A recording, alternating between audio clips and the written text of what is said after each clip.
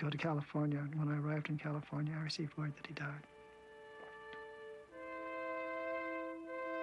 He died, said Churchill, a casualty of war, as sure as any soldier. Harry Hopkins died physically and financially broke. He left behind no written works, no words chiseled in marble. His legacy can be found in a speech he gave at Grinnell College half a century ago. Those of us who get a chance, and many of us will because of the things this nation has done for us, should and will be motivated to serve America well. Public service was Harry Hopkins' creed, his life, and his legacy to future generations.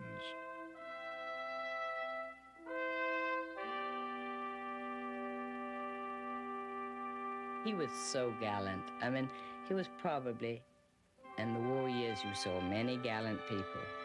Harry was probably the bravest, most dedicated person of the entire war. He was held together with nothing, you know. I mean, he had had these terrible operations. I mean, physically he suffered the entire time. This man had conviction that was without limit, and he had a big heart and a very strong concern about people and the well-being of people. Just no question that this was one of the great humanitarians of our time.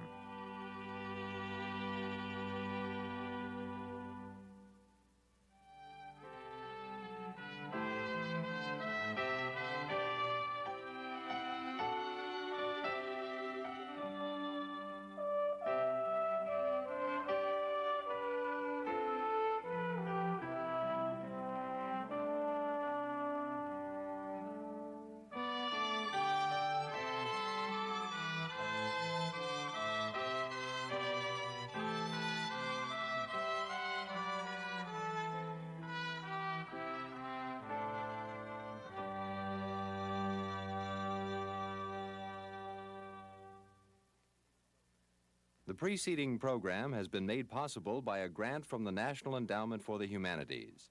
Additional funding provided by the W. Averill and Pamela C. Harriman Foundation and the Mary W. Harriman Foundation.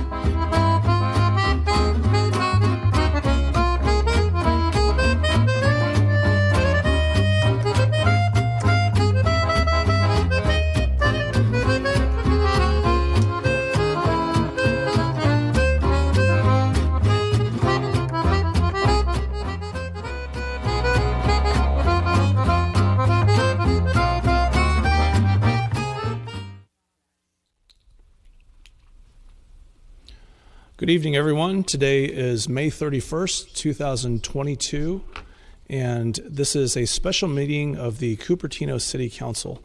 Madam City Clerk, could you please conduct the roll call?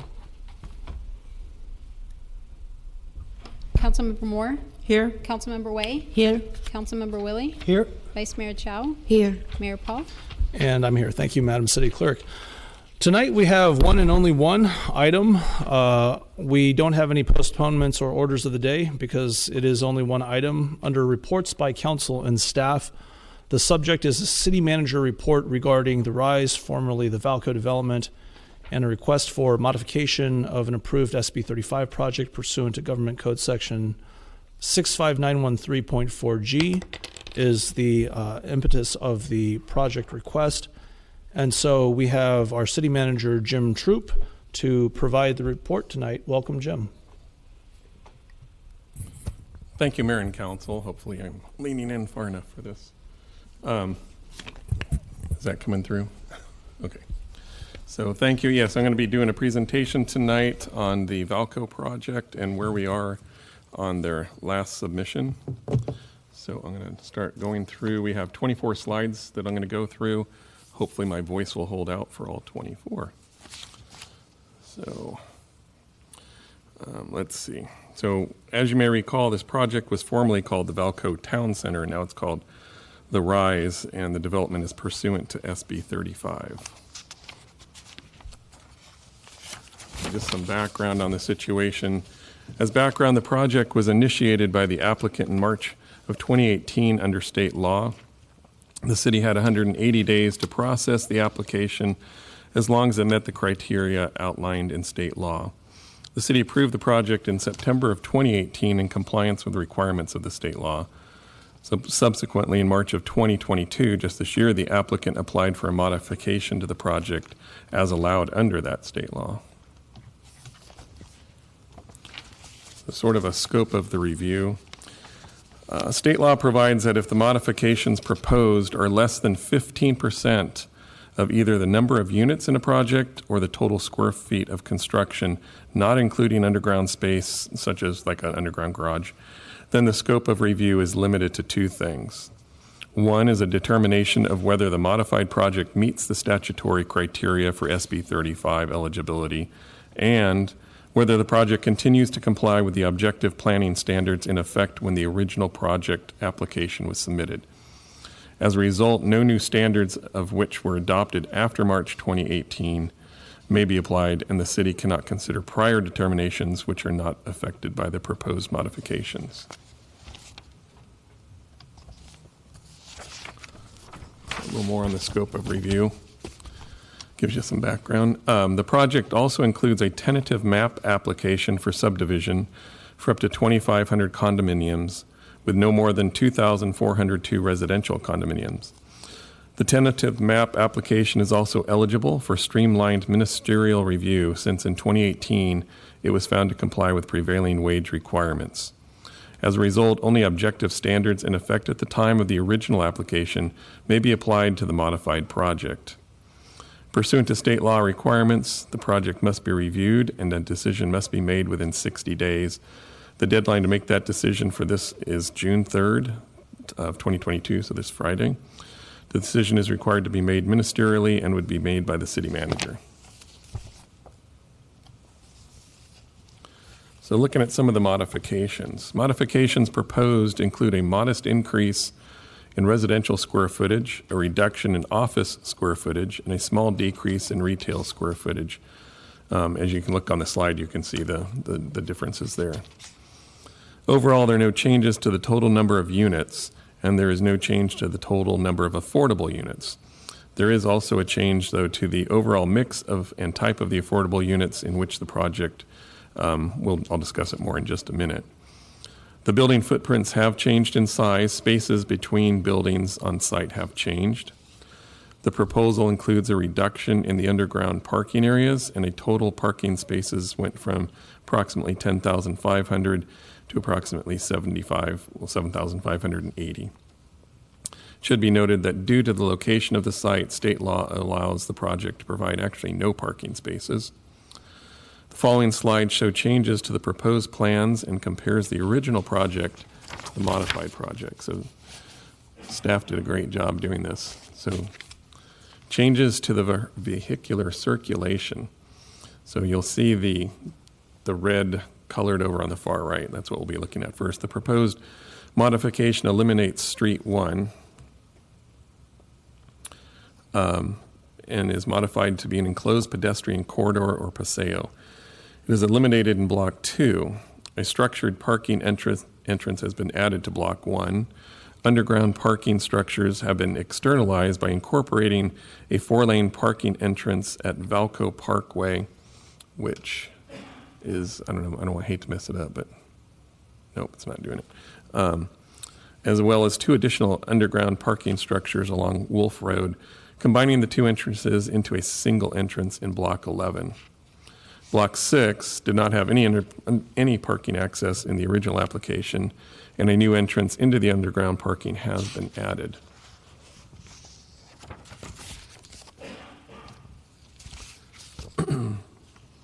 Whoops, okay. I forgot to push the button. So we can see all the different entry weights there that I talked about just a minute ago.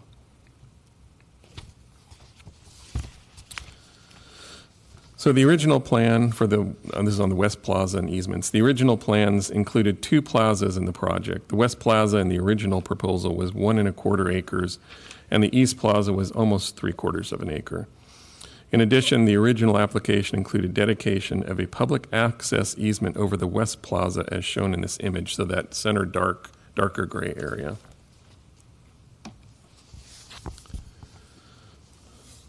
The West Plaza, with the change, the West Plaza has been reduced from 1.26 acres to 1.12 acres, and the public access easement has been removed. As you can see, now it's the white area in the center.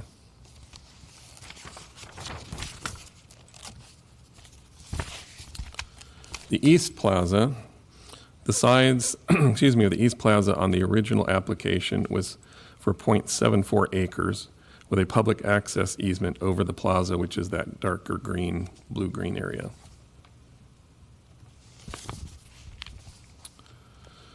The modified plan indicates that the East Plaza has increased to 1.88 acres. The increase is attributed to a promenade which is not part of the plaza itself, since the dimensions of the plaza itself have not changed significantly. It appears that access to the streets surrounding the East Plaza would be controlled by bollards. Therefore, these streets would on most occasions function as a pedestrian promenade. In addition, a portion of Street E, which runs between blocks 9, 10, and block 11, does not have vehicular access, and therefore is envisioned to function as a pedestrian promenade. Similar to the changes on the West Plaza, a formerly proposed public access easement has been removed with the modified application over the east side of the plaza. Among other modifications, minor changes have been made to the public right-of-way dedications, public utility easements, and emergency vehicle access easements.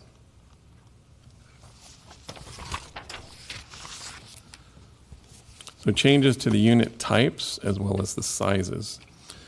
That's what this next chart is showing up here, as you can see it. The applicant has proposed changes to the unit types and sizes in the project overall. There's an increase in 1-bedroom, 2-bedroom, and 5-bedroom units, and a decrease in studio, 3-bedroom, and 4-bedroom units. Some of the unit types include either a home, office, study, or a den. Overall, the average size of the studio units have reduced, while the average size of the 3- and 4-bedroom units have increased. 3-bedroom units have increased in size by an average of 400 square feet, and 4-bedroom units have increased in size by an average of 75 square feet. There are more units in the towers and above the green roof, i.e. the terrace units is what they were called. This is also a result of the changes to the elevation of the green roof.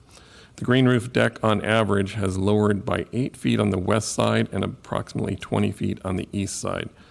This is a good segue into the discussion about the changes to the green roof. So the original is what's on the screen now is what it was looking like prior. The private portion of the green roof was limited in the 2018 proposal. Most of the buildings that did not include the tower elements were under the green roof. You can see how much the changes there.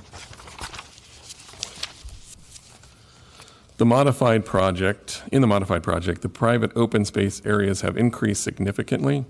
With the lower green roof elevation, all of the buildings pop up above the green roof, and several of the units above the green roof have large private decks and decks located above the green roof. These include significant changes in the areas around Block 1, Block 4, and Block 5. Additionally, at least one level of the office buildings now pop up above the green roof deck. In 3 of the 4 office blocks, the roof of the building incorporates a private green roof at a higher elevation.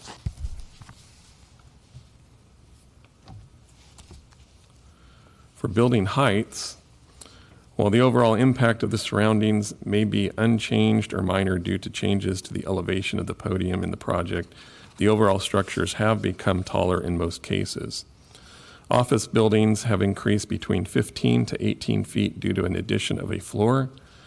One office building, Block 17, has reduced in height by 4 feet. Residential buildings have increased in height throughout the project between 36 to 40 feet due to the addition of additional terrace floors. For example, Block 5 has increased in height by approximately 35 feet, and Block 1 has increased by closer to 40 feet. The residential towers are now approximately 260 feet due to the addition of the levels of mechanical equipment. So they'll sit above the different residential structures. So modifications, continuing here. The mix of affordable units is also proposed to be changed with this modification. The table on this slide, as we can see, shows the changes proposed. There's a reduction in the studio units, an increase in the number of 1-bedroom units. The original development did not include any 2 or 3 bedroom affordable units. However, with the modification, 103 2 and 3 bedroom units have been included.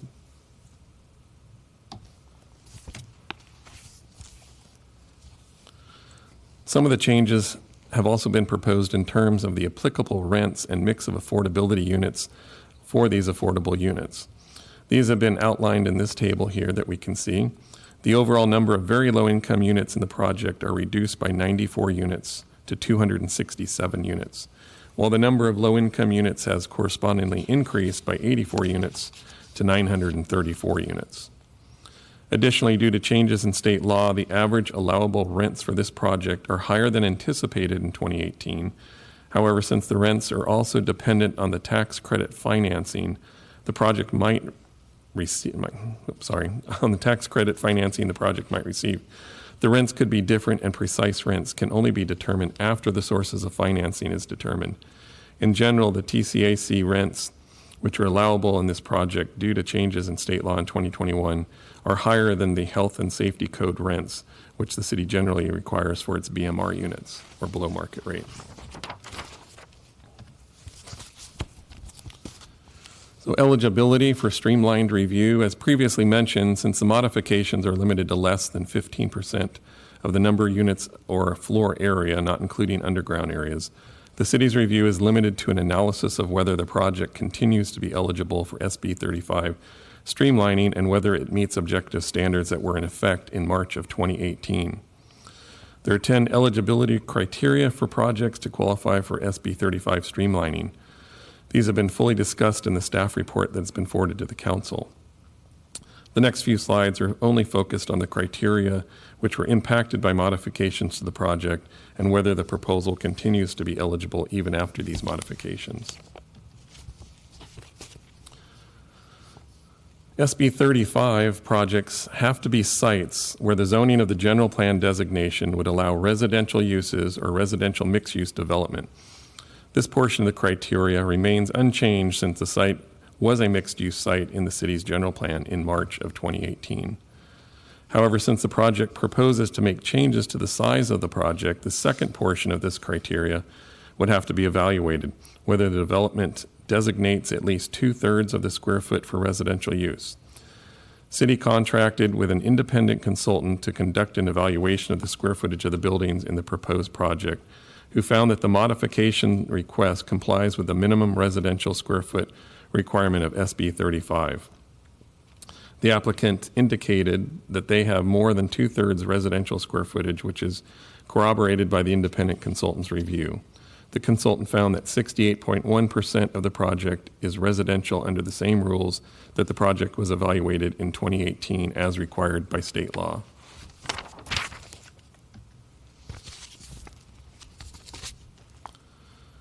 SB 35 projects have to be sites where the zoning of the general plan designation would allow residential uses or residential mixed-use development. This portion of the criteria remains unchanged since the site was a mixed-use site in the city's general plan in March of 2018. Oh, did I go that one? Oh, sorry. Too many pages. Did I do that? Hold on, I apologize.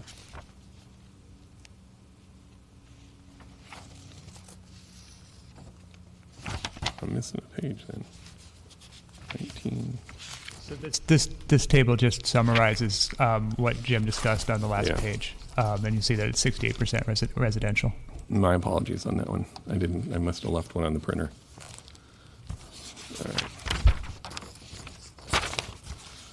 So the objective standards for the compliance, since the proposed project includes changes to the height of the buildings, etc., which is usually a zoning standard, whether the project complies with the city's objective zoning standard was evaluated.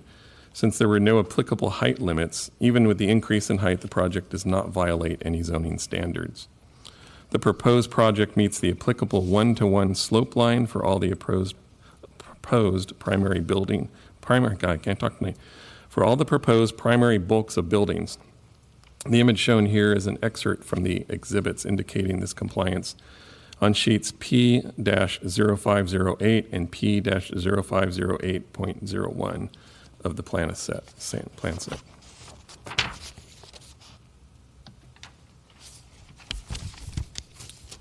Objective standards compliance. While changes have been proposed to the design of the building, there were no specific objective design review standards applicable to this site. For density bonus, the original and modified project continued to be eligible for a 35% density bonus, a bonus of 628 market rate units. Since 15% of this project, or 267 units, are being made affordable to very low-income households. In addition to the density bonus units, the project was eligible for and continues to request 3 incentives listed on this slide, as you can see here. The city BMR units are studios and 1-bedroom units only. The city BMR units are smaller studios and 1-bedroom units compared to the market rate units, and an overall reduction in the required retail sales square footage. So this is the last slide. So the next steps are the city manager will need to make a decision by June 3rd, 2022, which would be this Friday. And with that, I thank you for your attention on that. Okay, we'll go on to comments from our members of the public. I have a number of hands raised in Zoom. They are from Muni Madapatla, Doug Cheshire, Connie Cunningham, Brooke Ezat, Sashi Bagur, Sujatha Venkatraman, Jenny, Susan Moore, Annie Young, and Eugene Lin. I also have a number of blue cards here. They are from Peggy Griffin and Govind, who are asking to consolidate their time together with Mooney and Brooke, who are on Zoom. And so we'll do that, but we'll get to the blue cards after we get to Zoom, and then Lisa Warren as well on the blue cards. So the same procedure applies as has applied for the rest of the year, and that'll be that please have your hand raised in Zoom or your blue card in by the time the first speaker is done speaking. And again, that is Muni Madapatla, which Mooney had ceded his time over. So the first speaker will be Doug Cheshire. Welcome, Doug. Everyone will have 3 minutes to speak. Good evening, Mayor Paul, fellow council members and staff. Thank you for giving me an opportunity to speak. My name is Doug Cheshire. I'm a senior field organizer for Carpenters Local 405 here in Santa Clara County. I'm here this evening representing over 7,700 members locally. I ask that you please stop the delay of the RISE development. The city has approved this project. For 7 years, this project has sat. And now is the time.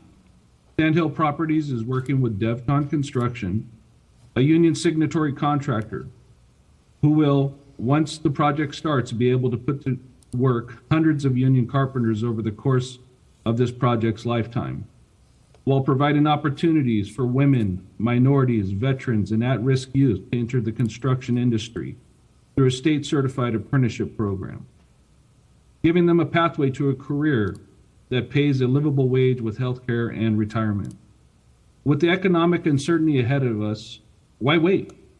Help provide the opportunity for good-paying jobs, jobs that will not only invest in the local economy, but the people that call Cupertino home. Now is the time to build the housing that we desperately need and to help Cupertino advance towards its RENA goals. Please do not delay this project any further. Thank you. Thank you, Doug. Our next speaker is Connie Cunningham, and I'll go ahead and read off the hands that are raised at this time.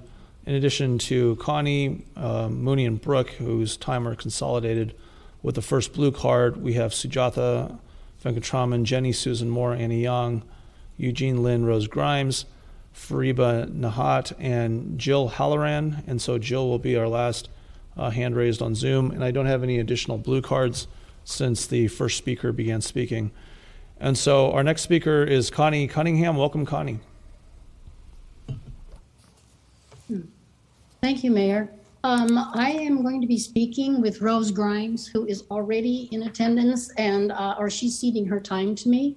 So could you reset my time for 5 minutes? Okay, thank you, Connie. And the procedure we're going by is that consolidating time gives you 2 minutes each. If you can find 5 people, you can get up to 10 minutes. And then, of course, people are free to consolidate beyond that as well, but it doesn't go beyond 10. So video, if you could reset Connie's time at 4, we'll go ahead and provide that time. Welcome, Connie. Okay, thank you. And I'd ask the city clerk if she has my one-page slide to put up so that people can see that as I go through my talk. Okay.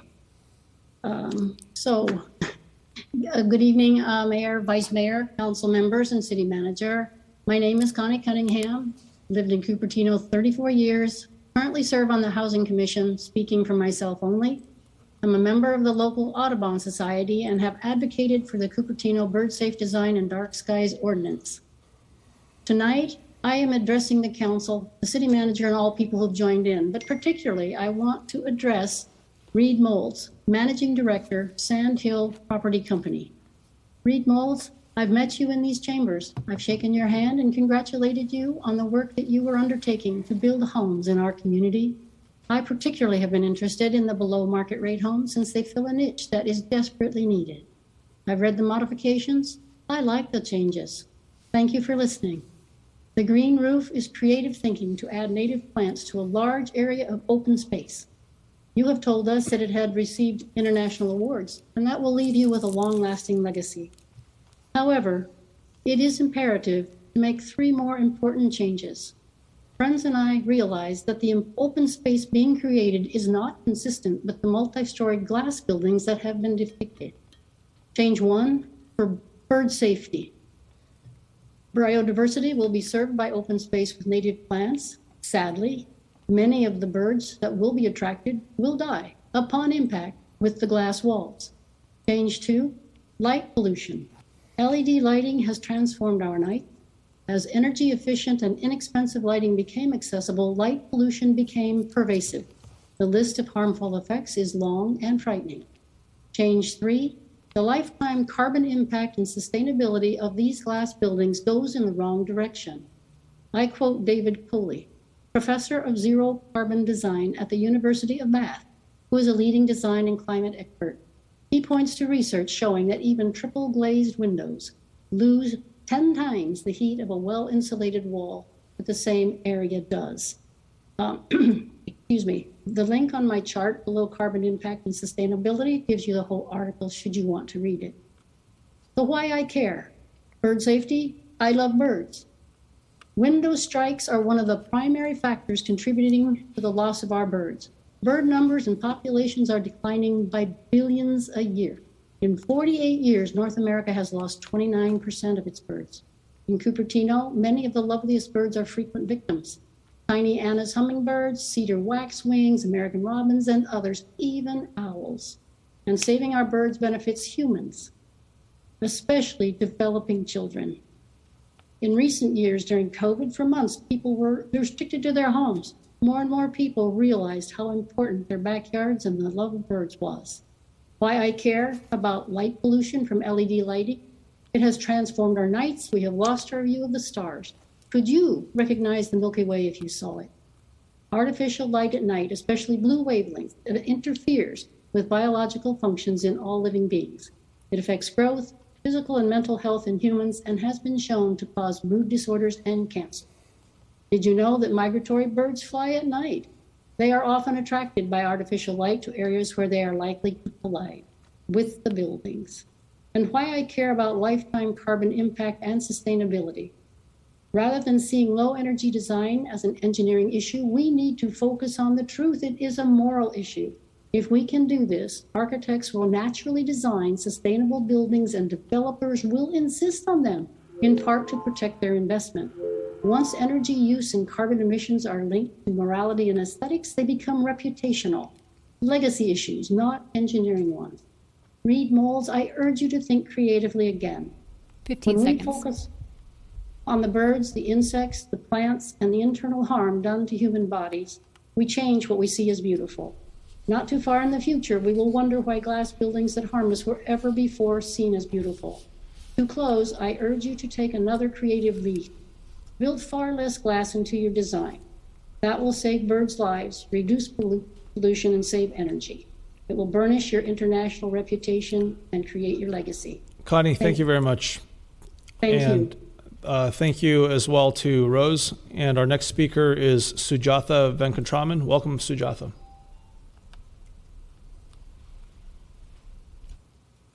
Thank you, Mayor. This is Sujatha Venkatraman from West Valley Community Services.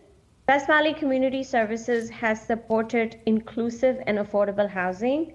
Today, we are very happy to see the staff report and this project move forward. So with that said, we support the staff report of the changes made in the unit as they are both inclusive and affordable. Thank you. Thank you, Sujatha. Our next speaker is Jenny. Welcome, Jenny. Thank you, Mayor Darcy. This is Jennifer Griffin, and I'm just going to start out. Thank you, Mr. Troop, for going bravely where no city manager has gone before. Oh, man. Anyway, I'm a little bit astounded that state law said that this project did not require any parking. Where the heck are you going to put 10,000 or 7,000 parking spaces? I mean, give me, pardon my English, give me a break. Okay. And also AB 2097 by, oh, is that Buffy's? No, AB 2097 by Laura Friedman, which reduces parking minimums across the state, hasn't even been passed. So I don't know where that no parking was required thing, unless it's some other tenet of the never-ending SB 35. The other statement I was going to make is that SB 35 was passed. No member of the state of California, nobody that lives in California, was allowed to have any statements on SB 35. So this is where the public gets to make comments. I'm very, very concerned that SB 35 is still changing. There are other bills that are coming out that makes SB 35 the zombie bill that never dies. It just keeps coming out. How do we know that SB 9 and SB 10 are not going to be used at Valco? How do we know that if current laws that are passed next year and the housing bills, they're going to be popped into this too? I have zero faith in this process. Anyway, the 260 feet high, are we making a mini Mount Hamilton? I mean, can we even get trees that are tall enough to block this, so we don't see it? I'm really, really concerned. Okay, so the BMR units, how many years are they locked in? I think at this point, with the amount of time and money that Cupertino has spent trying to process and deal with Valco, that they should be BMR forever and ever and ever. I mean, either that or we should just buy them and provide low-income housing. And I firmly believe that this project will still be taken along with SB 35 changes 10 years from now. Anyway, I'm really, really dubious about anything going on with this project, and we need parkland. I really think we need to have public access into the parkland on the ground. There are earthquakes. So at this point, I'm very, very concerned about, like Buffy Wicks, great, like build housing all in every single shopping center, commercial zone, tech park. I mean, that has, her was that, I forgot what number it is. That has got to be the lamest bill that anybody has come up with. And I'm sure Valco will use it. Okay, thank you. Good night. Thank you, Jennifer. Our next speaker is Susan Moore. Welcome, Susan.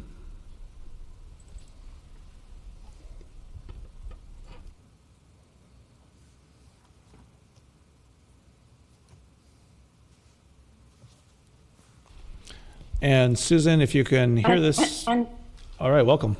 Yes, hi, thank you. Okay, yes, well, 267 affordable units in this huge project, but at least it's some, that's good. But my whole point is parks. And I'm kind of happy that they don't say, well, this is a public park. This ramp and this garden in front of other homes, and this, it's not public, because I'm hoping we're going to get some resources from this project for parks for our city, for our families, for the residents of this project, so they can go to too. Also, the other issue, which I'm really concerned about, is water. How is all this green space going to be watered? What's going to happen in the years to come? It's a real concern, and I think they need to think about that. It's something that we are going to have to live with. And you can say it's green space, but I'm not sure it's going to be green space. It may be desert. Okay, thank you. Thank you, Susan. Our next speaker is Annie Young. Welcome, Annie. Good evening, Mayor Paul, Vice Mayor Chow, council members, and the city manager. My name is Annie Yang, and I'm a volunteer with and the chair of the Environmental Action Committee of the Santa Clara Valley Audubon Society. SCVAS is based at McClellan Ranch right here in Cupertino. And I myself am a Cupertino resident living within walking distance of the Rise. Although I'm personally looking forward to this project adding much needed housing to our city, I'm disappointed to see the rendering of the complex include so much floor to ceiling glass facades. The city council, members of the public, and environmental experts have all discussed here previously the dangers of glass facades and artificial light at night to birds, insects, and the ecosystem. And Cupertino is a leader in the Bay Area, being the first to pass a bird-safe design and dark sky ordinance. Sandhill Property Company had previously committed publicly to bird-safe design, and I would like to see them uphold that commitment and build a project that follows our city's bird-safe design and dark sky ordinance. I would also strongly encourage them to make sustainability and ecological integration core values of their design, not only to meet our city's climate goals, but also to support natural landscapes that set us apart from urban concrete jungles. Will the Rise use only carbon-free energy and include on-site energy generation?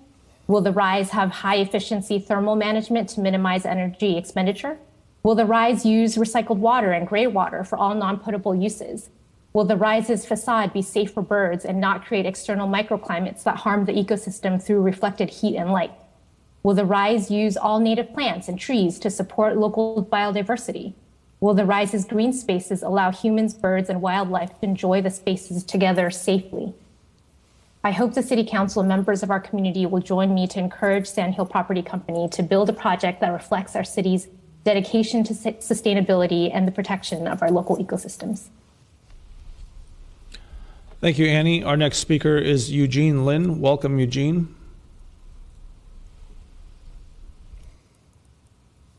Thank you, council members. I've been a resident of Cupertino for over 30 years, and I'm also a member of the Audubon Society. I look forward to seeing the Rise become a vibrant place in our community, but I wanted to just highlight a few environmental considerations that I hope folks can consider as they're designing and building Rise. So the first is, I hope we can make the buildings as bird safe as possible. Every year, 1 billion birds die from flying into buildings. predominantly glass buildings, and the number of birds in North America has declined, by 2.9 billion over the past 50 years, which is absolutely alarming. And birds are vital to our ecosystem. So I think it's especially important with this development in light of the green roof, which I think is great, by the way, but will attract a lot of birds. And I hope that we can, I hope we can protect them. And I hate to see, dead birds outside the buildings. The second is to reduce artificial light at night.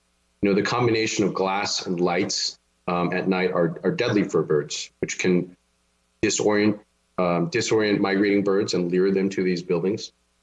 And also, artificial light at night has a whole host of negative effects on various animals and ecosystems, including for us humans as well. And the last point would be that, buildings are the largest emitters of carbon emissions. It's actually not from transportation or, industry like most people think. And most of those carbon emissions come from, cooling and heating. And so if you have sort of poor insulator like glass, it can cause a lot of wasteful carbon emissions. So in summary, I'd like, for you to consider three things as you're building and designing the rise. One, which is bird safety. Two, reducing artificial light at night. And three, making the buildings more energy efficient. Thank you. Thank you, Eugene. Our next speaker is Fariba Nahat. Welcome, Fariba.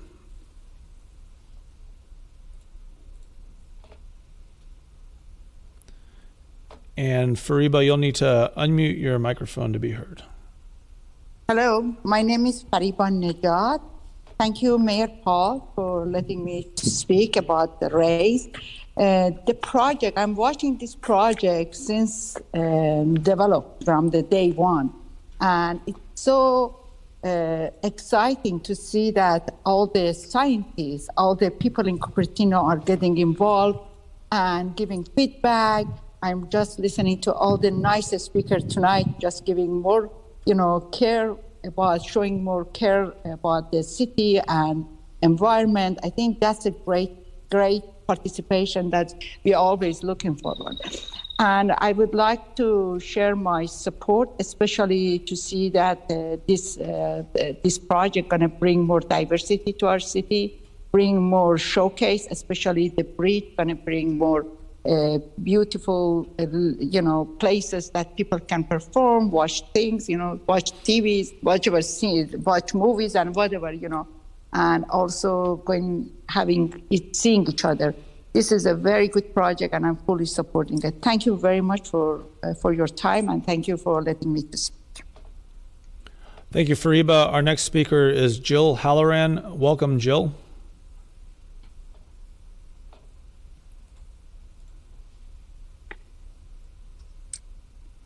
And Jill, you'll need to unmute your microphone. Yes, can you hear me? Sorry. Yes, welcome. Yes, thank you. Thank you, Mayor Paul and council members, city manager, and so on. I just pretty much like to echo what many others have been saying. I have been a Cupertino resident for well over 30 years. And as far as the dark skies ordinance, the dark skies concern, I think that's, even if I didn't like birds or I didn't like wildlife, I really find those LEDs to be irritating, distracting. I don't like bright lights at night anyhow, and I do care about wildlife and birds, and that is definitely disturbing to them as well as to humans.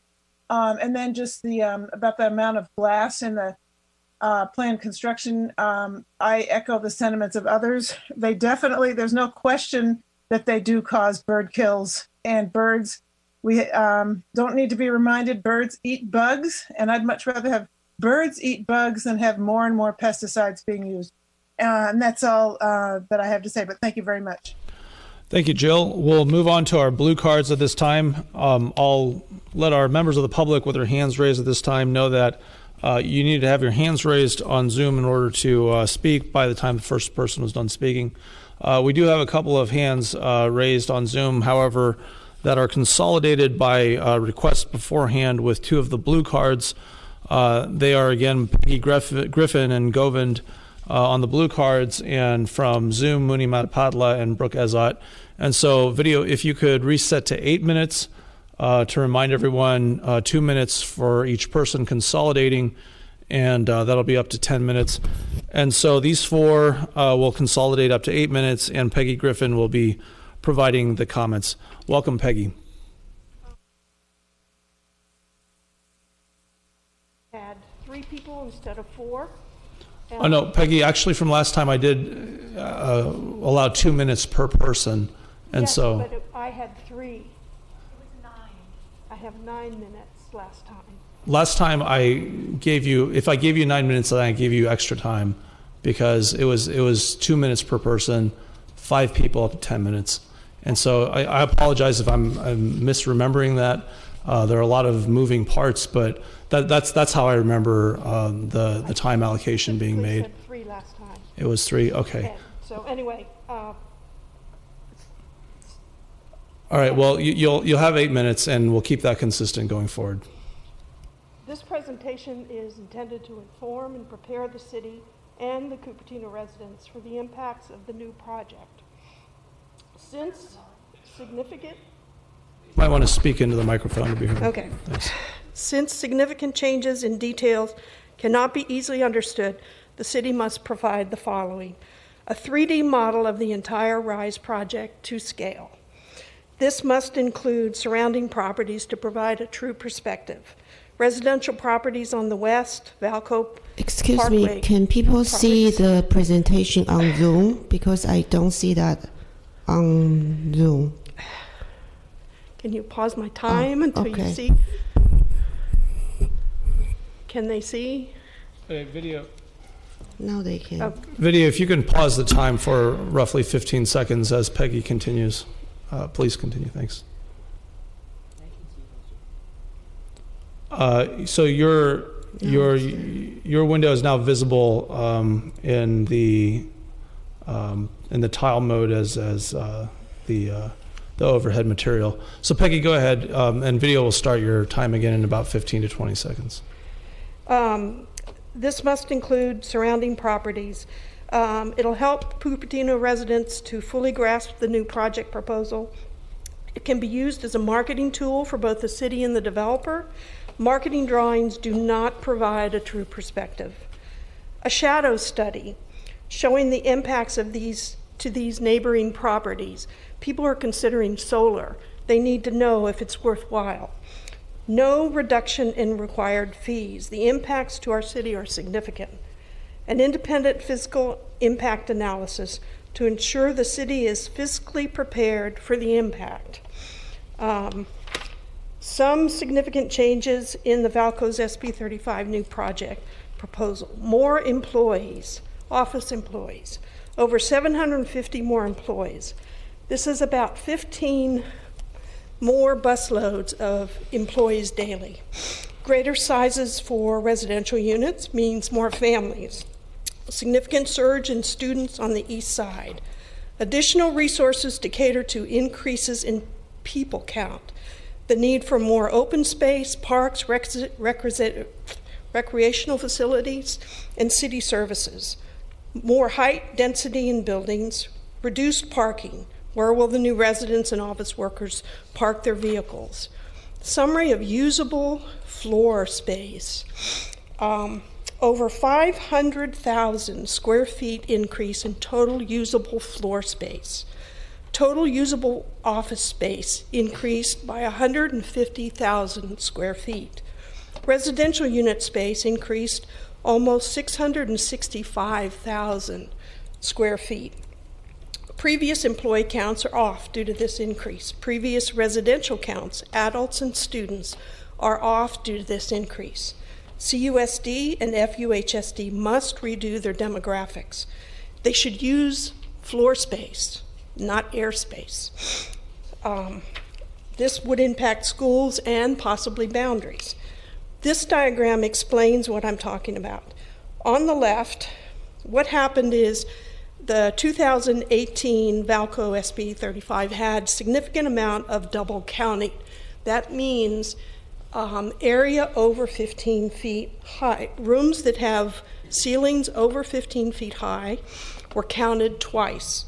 So if you had a room that was 10 feet wide by 10 feet long, but had a 17-foot ceiling, you would have 10 by 10 or 100 square feet, but then because it was over 15 feet, it would be counted again. You would have 200 square feet, but only 100 square feet would be floor space. On the 2022 RISE SB 35 modification, they converted airspace to floor space without changing the total square footage. So you got 2 floors for the price of 1. And this is one of the reasons why the heights are taller, the additional floor space.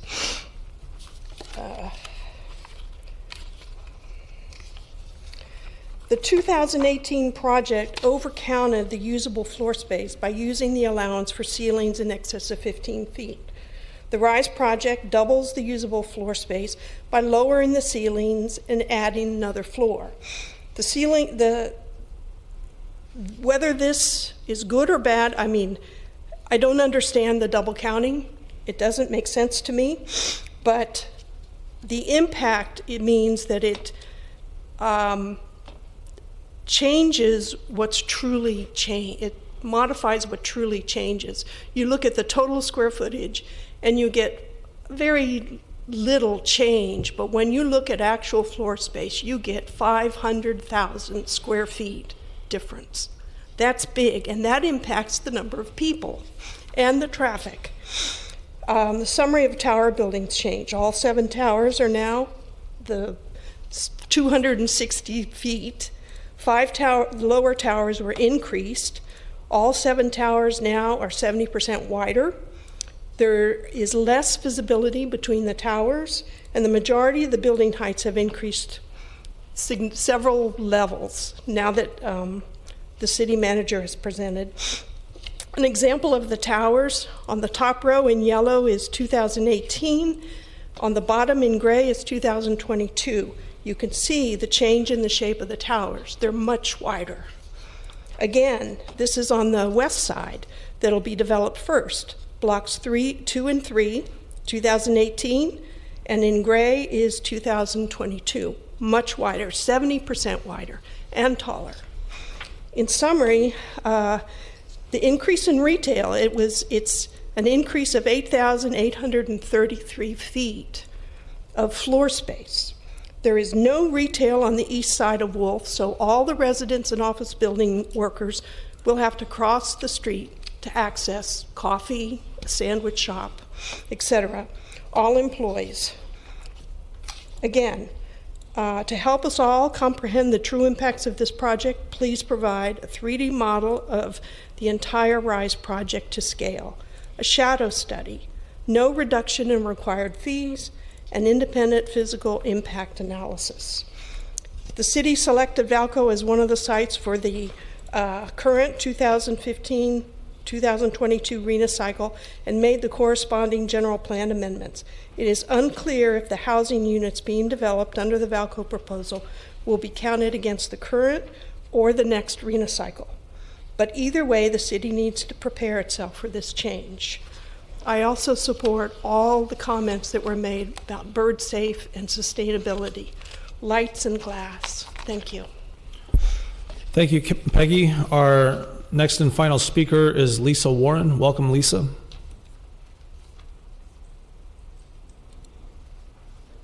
Thank you. I'm seeing a lot of stone faces up there. It says a lot. Moving forward, I'm hoping to hear from staff, and perhaps someone can ask this question this evening, what the requirements are for vertical construction of this new project application. Does a formal okay on the modifications begin on or before June 3rd? When does it begin? Is there a must begin construction timeframe as there was with the first SB 35 project submittal approved by a former city manager in 2018? The applicant pulled off an 11th hour end run that extended vertical progress requirement that legislation defined previously. That's the only reason we're here with this one. What protections, if any, are available to deter further broken promises? The applicant is notorious for chiseling at public trust without as much as a blink of an eye. The staff report repeats a theme and when it answers several of the application questions. The theme is basically, it's not applicable to the modification request since there's no modifications proposed which impact this criterion. Well, I would disagree with a lot of those, and I think a lot of the issues brought up tonight show that maybe on paper and per whatever, that's what you have to say, but realistically, we all know, many of us know, that it's just false. The contaminated soil issue was never accurately identified or admitted until well after 2018, and with help from people who cared. The last GeoTracker update was in March of this year, over 2 months ago. It should be noted that there has been no appropriate soil assessment for the east side of the Wolf Road. That portion of the property, we don't know anything. Site cleanup is stalled, but required to move forward with any and all project that has been presented for this project site in nearly a decade. Every project would have needed to clean things up. And yet it's still not done. I was told and then shown that representatives for the applicant claimed in writing to the public that they will begin construction this year. This year concludes in 7 months. There is nothing being done about the soil cleanup. That in itself is a huge problem. I appreciate Connie Cunningham's and other comments about the importance of bird safe and dark sky regulations, and I echo the concerns and disappointment of Sand Hill Property Company. It's a little ironic that Peter Powell himself considers birds basically as his children. He loves birds, yet it doesn't seem to matter if it's going to dip into his profits or whatever the reason for this kind of construction is. And Connie, I just want you to know that the Green Roof Award was for either the 2018 design or the Hills design. It is not at all applicable to what is here now because it's really not any open space for the public. And, you know, Mr. City Manager, I'm super sorry you got thrown into this. It must be hell to try to get through something that never should have been approved in the first place and now is being modified to make it even worse. Thank you.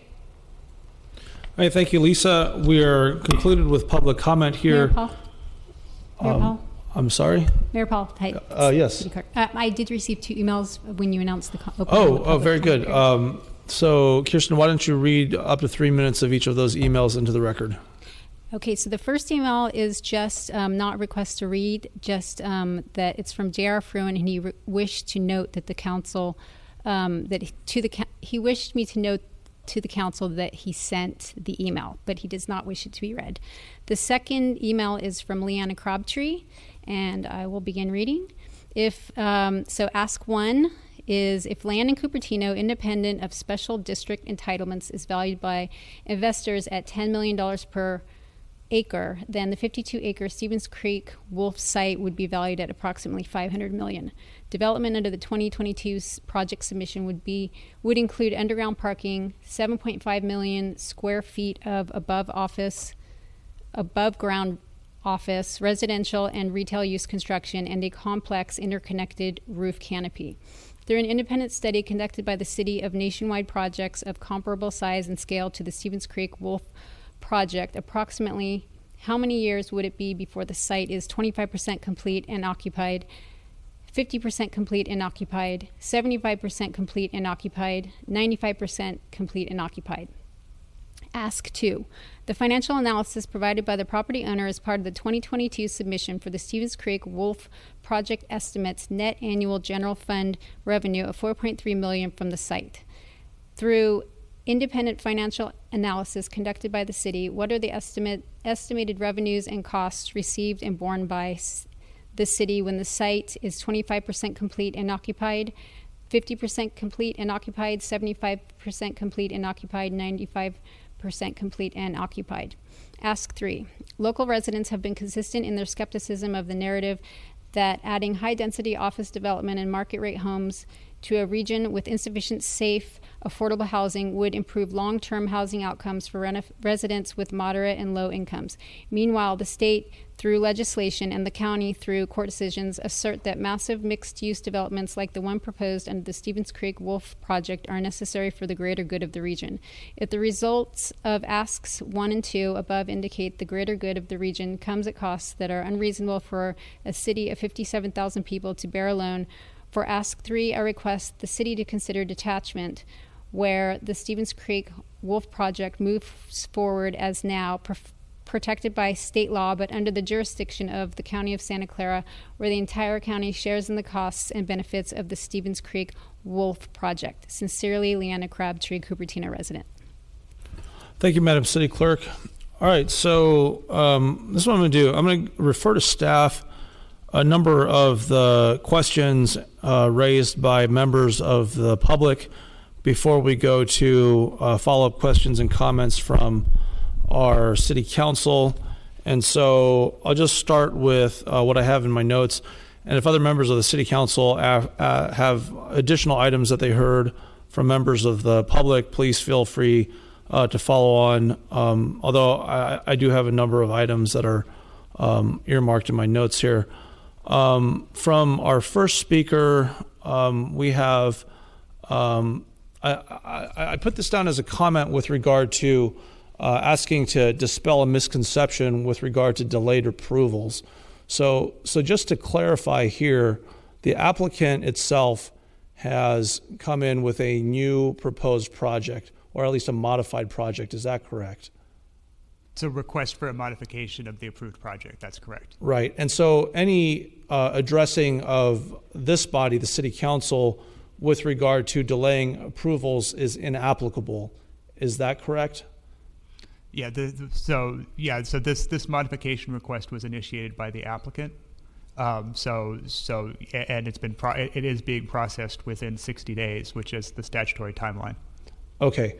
And so with regard to the decisional authority of this body, the city council, there are no approvals that could be pointed to that are being delayed. Is that correct? Because of the fact that this is a ministerial process. Yeah, absolutely correct. All approvals for this project are at a staff level. That included the original approval. That includes this modification request, and it includes subsequent permits that are necessary for the development, such as building permits, for example. Okay, thank you, City Attorney Jensen. So the question, the next follow-up point I have comes from a question posed by Jennifer Griffin. How many years are these BMR units designated as such for this project? So the city BMR units, which are a total of 267 of the BMR units, those are designated as affordable for 99 years. The remaining BMR units, which are either exclusively density bonus units or are additional units that are required to satisfy the 50% requirement in SB 35, those were affordable for 55 years. Okay, so that would be 200 and what minus 90 for 55 years? 1,201 minus 267, which I have is 834. 834 for 55. And Chris, you said that 90 of the 267 units are for 99 years. Is that correct? I may have misspoke. All of the 267 units are for 99 units. Got it. Okay, so I was just trying to fill in that gap there. All right, so great. Susan Moore made a comment about water infrastructure. Is there any feedback to that? So if the original project and the modification request, if approved, are both conditioned on receiving a will serve letter from Cal Water that there's adequate water to serve the project. We have had some discussions at the staff level about landscaping, other features of the project, just to help us understand the project, and I'm sure we'll continue to have those discussions with the applicant, as the project proceeds. Okay, and with regard to bird safe and dark skies, perhaps we parse those two out. In the design, this is going to be susceptible to a fairly significant number of bird strikes given the height and the amount of glass being used. And so are there any comments with regard to those concerns raised by a fair number of members of the public. Yeah, no, I think it's great that the members of the public raise those concerns. I think, as the council understands, because those ordinances were adopted in 2021 after the original approval, we can't impose the requirements of those ordinances as conditions of approval. However, I think it's important for both council and the applicant team to hear those comments of public concern, and it's something, it's a discussion that we can continue with the applicant. That said, I should be, just to be clear, they're not conditions of approval that we can impose on this modification request. Okay, with regard to the dark skies component of our Bird Safe Dark Skies ordinance, aren't the dark skies requirements also applicable to structures that are existing at the time that we pass the ordinance? I would have to look at that, but of course, the structures that are being built here won't be exist at the time we pass the ordinance. But I would have to look at that more closely. Right. So, are you suggesting that just because a structure wasn't existing at the time that we passed the dark skies ordinance, that structure is no longer eligible or required to maintain the requirements of the dark skies ordinance? That doesn't quite make sense to me. No, it's more like setting aside what the dark skies ordinance requires. It's a requirement of SB 35 that if we didn't have that standard in 2018, we can't apply it to this project or the modified project. Right, but isn't that a build standard rather than a regulatory standard with regard to how the lighting would work inside of a building? So that's a follow-up question that I have with regard to your office, Chris, because I think that there is a distinction between the bird safe design-oriented aspects of that legislation and the dark skies element of it. So if you could look into it, I don't think that there's a ready answer available right now. That's noted, Mayor. Thank you. Okay, great. Next on my list here. So a number of comments on the Bird Safe Dark Skies, and I'll go next to some of the comments from Peggy Griffin. Peggy requests several things. I'll start with the 3D model. Has there been any discussion between staff and the applicant regarding generating a 3D model of the project?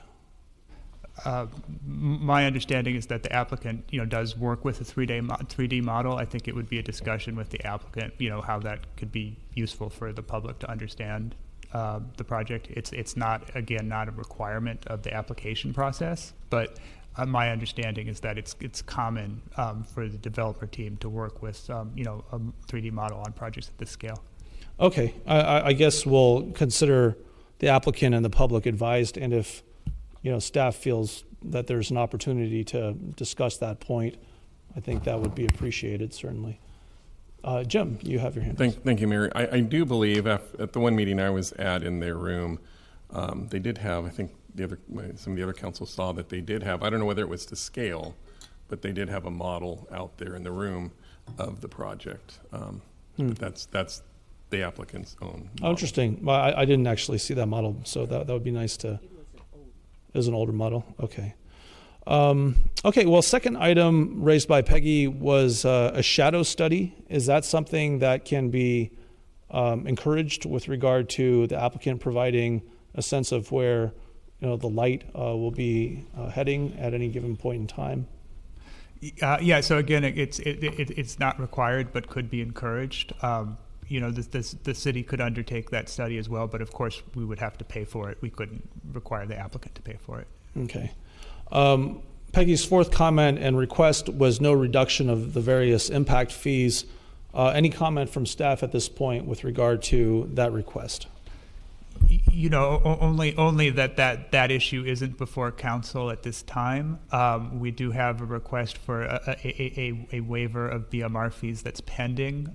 That per the BMR manual, that decision won't be made at this time, but will be evaluated in due time.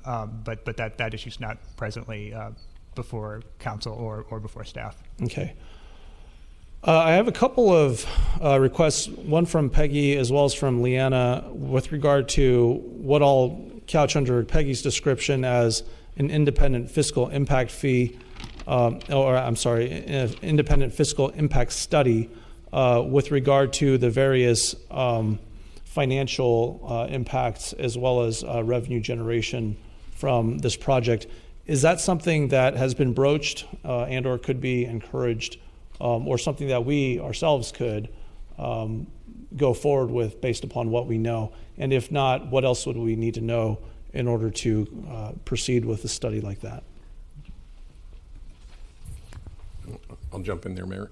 Sure. Go ahead, no, that's something, I guess as Chris said on other ones, it's something we could talk to the applicant about, or the city could undertake that too. There are consultants out there that can help us with that type of situation to look at the costs as well as the revenue potential that could come in. Okay, so there are consultants. It's just not something that we've really started down the road of evaluating. Is that what you're saying? No, from my own personal experience, it's not something until we have a defined, definitive plan, and actually more so maybe even to the building point where they're turning dirt or whatever you want to call it, to do that, because there still could be changes. Who knows what they could be, and then that report may not be factual enough for what we want. Okay. All right. Well, let's go on to a comment from Lisa Warren. Lisa made note of some of the soil cleanup issues, and so I'd like to ask staff if you'd like to speak to any of that. She also specifically noted that the east side of Wolf Road has not begun a soil cleanup process yet, and can you provide updates to the city with regard to those points? Yes. Thank you. Thanks. I think it's important to raise those issues. So yes. So the site, as was pointed out, there are several environmental issues with the site. The major issues are solvent contamination, primarily PCE in soil vapor, and PCB contamination in certain areas of shallow soil at the site. The developer has entered into an oversight agreement with the Santa Clara County Department of Environmental Health. That gives the Department of Environmental Health the ability to oversee investigation, remediation, and then ultimately management of soils during construction, to approve the plan for that. At this point, earth-moving construction is on hold while that process is completed. There has been an additional round of investigation completed by the development team at the direction of the Department of Environmental Health. Based on the results of that investigation, the Department of Environmental Health has directed the development team to do additional soil vapor assessment and develop a site management plan. The deadline for submitting those materials is in July of this year. My understanding is that the development team would like to submit those materials sooner than that to move the process forward. So that's where we are at with respect to the west side. The commenter was correct that at this point there is no oversight agreement with respect to the east side. We have had some discussions about that with the applicant team and have been encouraged by the response. And so I would hope that we will have a voluntary oversight agreement over the east side as well, go through a similar process there to identify any potential health risks, investigate them, and develop a plan for mitigating them or remediating them, which is the end point of the DH process. Okay, so nobody on council fabricated these contaminants, is that correct? I think that would be very difficult, yes. I think there's no evidence to support some kind of assertion or implication or insinuation to that effect. Is that correct? No, I think that the kind of contaminants that were identified on this property are common for brownfield sites and consistent with past land use at this site and past adjacent land uses. So I don't think it's surprising that they were identified. And at this point, would you have any indication that the applicant doesn't have a desire to clean up this soil properly, at least on the west side, which is being subject to a cleanup overseen by the county at this time?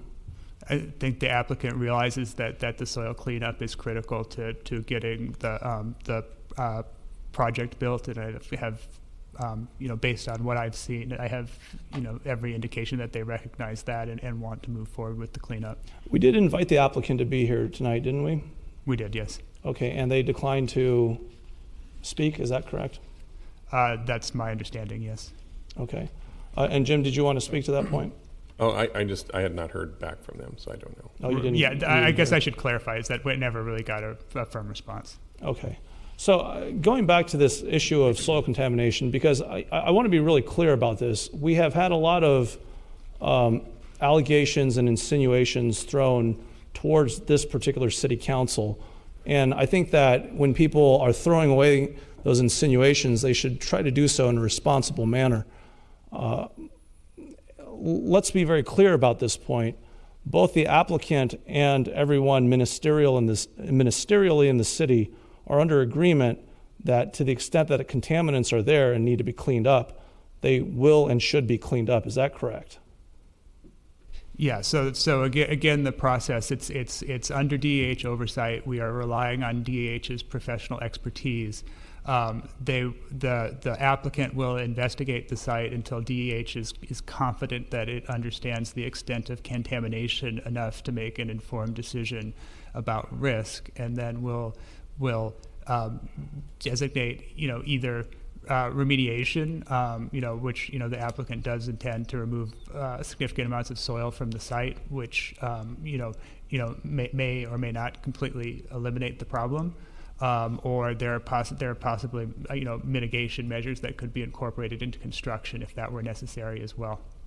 Okay, and let's be finally clear about this once again. This is a process that's being overseen by the County of Santa Clara, correct? Not the City of Cupertino. That's absolutely correct, Mayor. All right, thank you, Mr. City Attorney. Also under Leanna Crabtree was a question regarding times to completion, and I believe that the points were 50, 75%, and 95%. Do we have estimations of those times to completion that we can provide to members of the public at this time? I do not, and that would be a question for the applicant. Okay. Financial study numbers were requested by Leanna. I covered that with Peggy. The idea of detachment is a legal issue that Leanna brought up. For me, it's a matter of first impression. Are you familiar with this concept, Mr. City Attorney or Mr. City Manager? And if so, or either if not, do you have any reactions at this time to the suggestion made by Ms. Crabtree? I'm sorry, Mayor. If you could summarize her comment for me, I'm not sure I fully appreciate it. Forgive me, Leanna, if I'm getting this incorrect. I believe that her basic premise was if there are particular problems that are being identified here, and we're looking at, for instance, with regard to the office impact and the need for further housing created by the project itself, if this then becomes more of a regional issue, then should we then delocalize it and make it more of a regional jurisdiction such that it becomes part of the county's or even the state's responsibility to go ahead and usher through? And for me, I heard this, and the concept of detachment would require more research. But for me, there's a certain parallelism in the requirement, much like unfunded mandates. If you're going to impose those requirements and then as applied, the putative problem being addressed actually gets worse, it probably does make some sense to place the responsibility for ushering in the ultimate burdens, such as on infrastructure, with the so-called larger jurisdiction. So I'm just wondering what your immediate reaction is to that suggestion. Yeah, it's an interesting idea. And my immediate reaction is I'm not sure how it could be accomplished without state legislation. I see. So basically going back to the legislation would be your initial reaction, Mr. City Attorney? Right, to the extent that there was legislative interest in doing that, correct? Okay. Well, certainly I think we have some decent wherewithal. Mr. City Manager, did you have any comments on that? Just my comments would be, I think there's more to it than just detaching, and I don't know if that means de-annexation or doing something else, but being that it's within the city limits right now, I would find it very hard to see if a larger municipality, county, state, or whatever would allow have the city be reimbursed, if you will, for any costs that are involved. I don't think they would look at that. Plus you have the loss. They would probably say in that turn, then we get the property tax, we get the retail tax, we get all of these things, and we'll give you something in return for it. I would have to go back to what the original question was a while back on the the revenue piece and the expenses, is if that was a viable option to put that sort of in that report, the analysis to say, okay, here's option 1, option 2, here's maybe an option 3 about detaching, and I'd have to look into all of the aspects of it, but I think there could be some issues into it that we're not quite aware of at the moment. Well, I think on first impression, there are certainly a whole skeleton of frameworks that we would need to understand before speaking to the specifics of the idea. But the notion is interesting. So Jim, are you familiar with any detachment projects? You speak as if you have some working familiarity. No, there's been, there's very few cities that want to de-annex. It's usually the other way around. But typically when you get to a position where it is so costly that the city goes, I don't want this anymore, and then it becomes a very tough discussion with the county who sits in there, because that falls back to the county to then be the provider of whatever services and whatnot. Well, let's just make sure that we're talking about the right, type of mechanism here. I didn't hear de-annexation per se, but with regard to being able to shoulder some of the collective burdens imposed with regard to infrastructure, such as transportation, further housing requirements, I think maybe that's something worth looking into. So that's really ultimately, I think, the value of the comment and referral. So that's the end of my list. I'll refer to my colleagues for any follow-ups from members of the public from your respective notes. If there are none, then I will go ahead and open this up to follow-up questions and or comments from members of the City Council. Vice Mayor Chow, you have your hand raised first. Yeah, first, it's a request that I think this is a continued confusion of whether the city did anything to delay the project. The applicant, up until last week, in their very successful open house, still telling visitors that somehow the city and the lawsuit delayed the project, when I think the lawsuit had no impact on the project, because the project, as approved, was going forward as a lawsuit was being determined on the side, and also the involvement of DEH.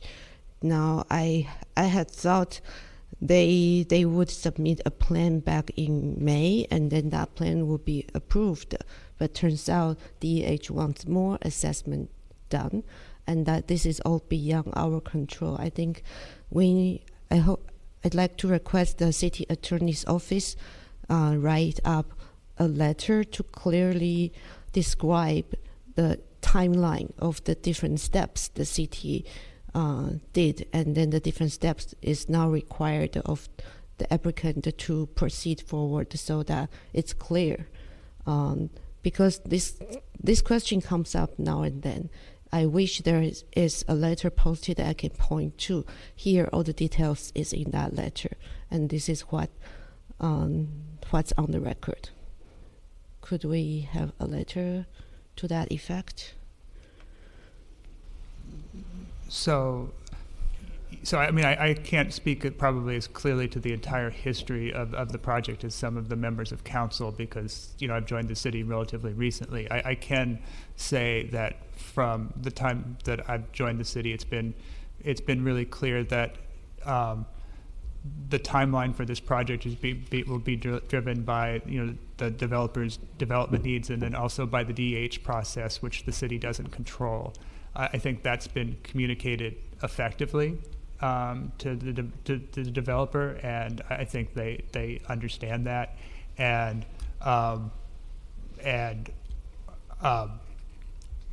whatever comments that some people may be making in public. That's not my understanding of their current position in discussing this project with the city manager and myself. Yeah, so I think we need a letter from the city attorney's office so that all the numbers, dates there is on the record. Because yes, some people in their office probably understand that, but the messages they communicate to the public through their email newsletter and through other public meetings are very different. And then our public has come to the council and speak and is under the impression somehow the city is delaying the project when we are not. So I think we need something written that is easy for any council member or even commissioner or public that can easily access, and here is the correct information. So we can certainly provide information to the council. I think as far as the best way to communicate to that with the public, that's something I would want to discuss with the city manager and others on his staff. Okay, I think I'm just looking for whatever is already on the record. On this date, they submitted this permit, and then the city communicated there are these issues and we need this document, and then eventually they provide the document, and then eventually we approve the permit on what date. And then the environmental issue, and it was discovered, and then on this date we refer to DEH, and then just a list of dates of things actually happened. Then I think that's easier to see. The city is just processing it as what we have due diligence to do, right? So I'm certainly I could provide a timeline if that information would be helpful to the council. Mm-hmm. And I think a letter to clearly describe here is we are processing this application according to the legislative requirement or the city process. Yeah, everything we're requesting are just normal process of processing any application. That will be very helpful. Right. So as I said, I think the information I think is important. I think I need to discuss with the city manager and his staff as to whether a letter from the city's attorney's office would be the best way to convey that information at this time. Okay. So maybe city manager's office is more appropriate. We can discuss that. Okay. Yeah. Another question that... just to let you know, Vice Mayor, I'm carving out 10 minutes each for everyone. You're about the halfway point at this time. Okay. So another question I'd like to clarify is this. Thank you in the staff report that you pointed out this site has no objective standard because there is no vehicle specific plan. And this site has no height limit. For a 50-acre site in a city like us with no height limit, is that normal? I'd say it's somewhat unusual and not advisable. Yeah, so this is not what's intended for this site, because the previous council, although they gave them 2 million square feet, but they did not intend for this site to have no height limit and no specific plan. I think that's probably a fair reading of the historical record, that it was the circumstances that led there to being no height limit at this particular site. Yeah, so they use SB 35 to circumvent a normal city process, and now we have a project. Even through they could actually propose a 500-foot high or even a skyscraper, and then there's nothing we can do about it. We will still have to approve that project, right? There is a residential density limit, so that imposes some cap on the size of the project, but it's quite. I mean, the current project is quite large, and they could have larger units and potentially have even a larger project. Mm-hmm. Yeah, okay. So, yeah, I'll stop now. Okay. Anyone else on council next? Councilmember Way. Okay, so I want to ask a few questions on one of the residents' concern about the parkland on the ground versus parkland on the rooftop versus probably the in lieu parkland dedications. Is there any parkland on the ground in this project? So, I mean, I think just to clarify that neither in the original application or in the proposed modification is there any parkland that has been accepted for dedication by the city or will be accepted for the dedication by the city based on sort of current policies. The applicant, will be required based on the current approval, which won't be modified by this request, to pay a parkland dedication fee. So, mean a full parkland dedication fee, as if they don't have any parkland. So they'll either pay the full parkland dedication fee. If they meet the requirements for private open space, they would be eligible for a credit of up to 50% against the full amount. Okay, so so as far as I understand, I think some residents are very disappointed that the parkland, rooftop parkland, is not parkland for the public. But when I read it, it looks like it is privately owned by this development, but they do open up some places for public access, but that's at their discretion. Am I describing it clearly? Yeah, that's correct. One of the significant changes in the modification request is that public access easements over significant portions of the site have been removed. That doesn't necessarily mean that the applicant won't open up parts of the property for some kind of public access, but it means that they control the access. The applicant has, signaled an interest to continuing to have discussion about, abilities to guarantee public access, but it's their position that they shouldn't pay the parkland dedication fee and also offer those guarantees. At least that's their position now. Okay, so if I read this correctly, maybe we can have both ways. If we charge the full parkland dedication fee that we can charge, then they sort of have the right to say this, you're not accepting this as parkland, this is our land, we can open up to the public at our discretion. Yeah, so again, the parkland dedication fee really isn't part of this modification request, but I think what's material is that the applicant did remove certain public access easements, and there's no objective standard that requires them to maintain them. Okay, I would think for any development, if they have restaurants, stores, bars, they would want welcome public to access those amenities so they can, they can have, the tenants can thrive. So, so this is not negotiated, but it would be good for the developer to, or for the restaurants, bars to have that open access so that our residents can go and consume. Would that be beneficial to both, right? Right. So yeah. So clearly, if there's retail space, there will be access to that space, and I would anticipate that there will be access to open space adjacent to that retail space. But again, that's decision that the applicant would make.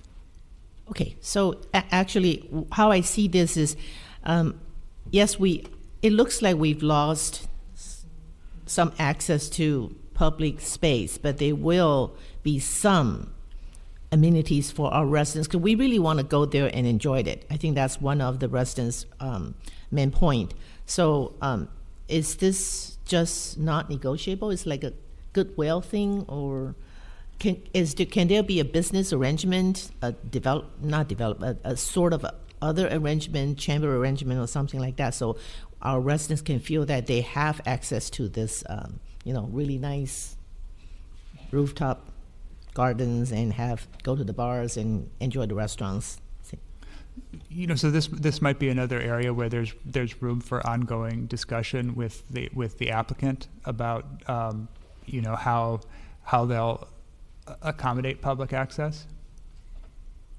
Okay. One more question is, since this is their parkland or their rooftop, all the maintenance fees, repairs, whatever comes in the next 10, 20, 30, 50 years, it would not be the city's liability or responsibility to repair. It will be up to the or whoever owns that development, I guess. Yeah, that's correct. It's private property. It would be the responsibility of the owner. Okay, I think that would be a good point for our city not to have liability. Mayor, that's so far I have. Thank you, Councilmember Way. You're at 5:15. Let's go on to someone else. Is there Councilmember Willie? Did you want to, Councilmember Willie? So, kind of a pretty complex topic. Where do you start? Maybe the city manager can put up the the rooftop park pictures, the old and the new, one at a time. We'll try and start there. Yep, give me 1 second.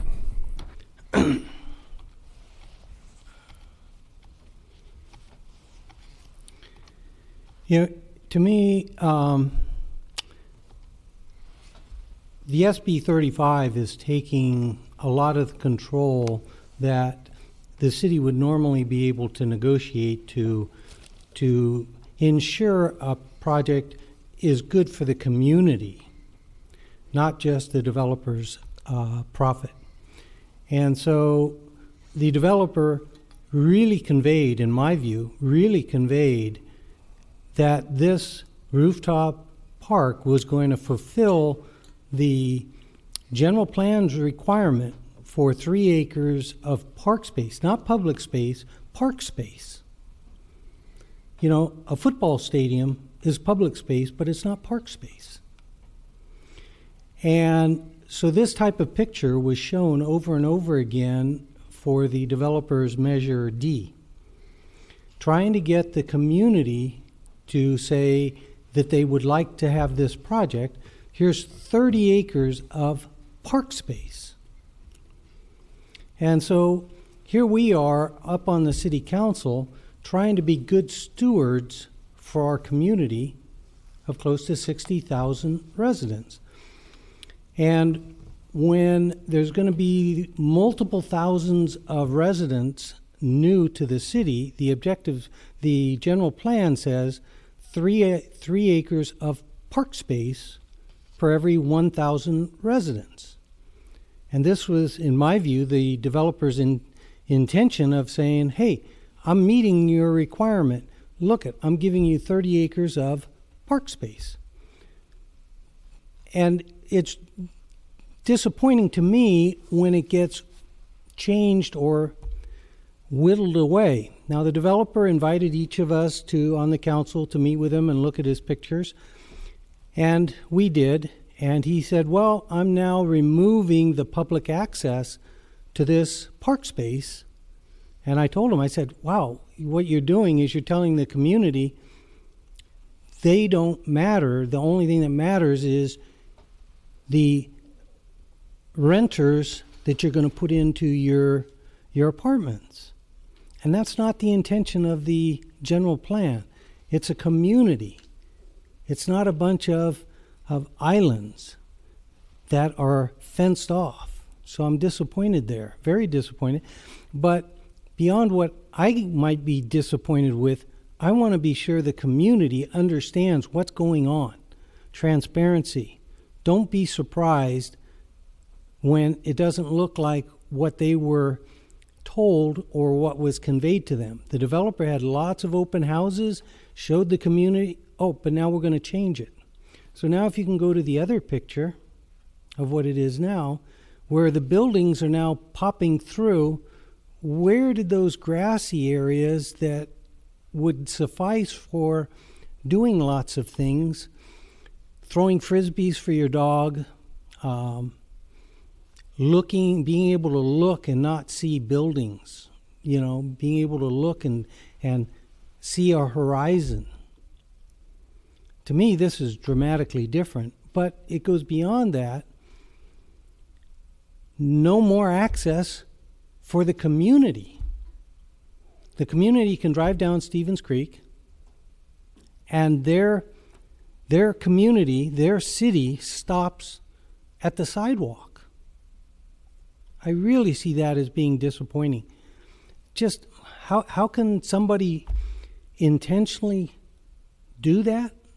Well, I'm mystified. We're on the city council. We're not allowed to be in this process, but we can be looking with our eyes and telling the community what it looks like. How many people in the community are sitting at home looking through the changes that are being pushed in by the developer? He got his SB 35 project, and the community is sitting back thinking this thing's going to be built and they're going to be able to go up, take their dog, and throw frisbees.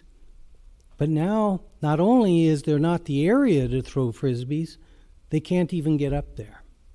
Disappointing. So, again, the access. If you could go back to the other picture, you know, I think we have to be truthful when we talk, and that means the developer has to be truthful too.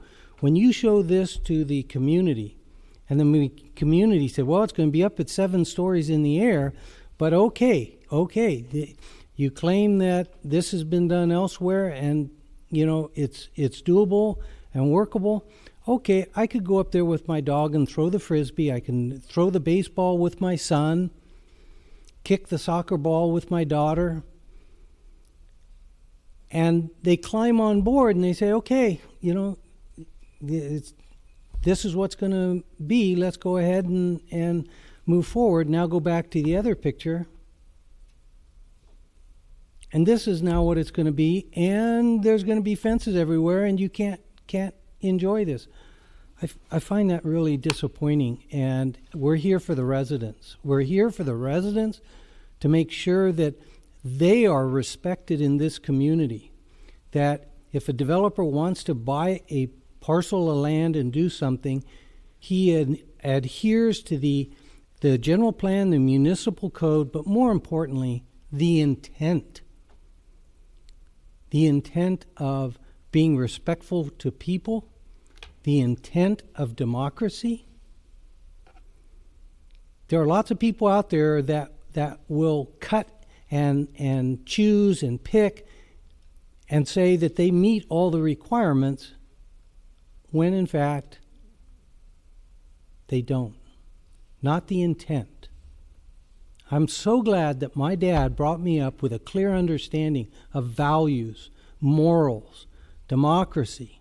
He didn't fight in World War II. He didn't end World War II in Germany and be told he was going to go to Japan, but didn't get there before the war ended. He didn't do that without a strong sense of obligation, an obligation to this country, an obligation to the state, and an obligation to the community. And the greatest generation never sat there and minced words and cut away at things. They were truthful and moral people. And I have a real tough time. We have no choice but to allow this to move along in the city process because we have no choice, and so be it. But I sure hope the word gets out to the community. Don't expect what you were originally promised. It doesn't look like that, at least not from this. The 3D model might help. Let me also go on to one more thing. Let me go ahead and share my screen. At about 8:15, John. Okay. And so hopefully we're sharing the screen. Is it up there yet? Okay. You know, this is the picture that the resident gave us. And in the top view, you do have the towers protruding through. It's not circling there. Maybe my mouse will circle. So you do have the buildings protruding through the green roof, but basically you've got pretty unobstructed view to the skies and the horizon. The new one, that park space now is underneath buildings. At least that's what it sure appears here. Is that park space? Do you want to go sit underneath an overpass, or do you want to sit underneath a tree? Once again, these types of details are not visible to the community that is not going through the 100 pages of documents. So I'll leave it at that. Thank you. Hey, thanks, John. That's 9:20. And Councilmember Moore, did you want to make comments or ask questions next?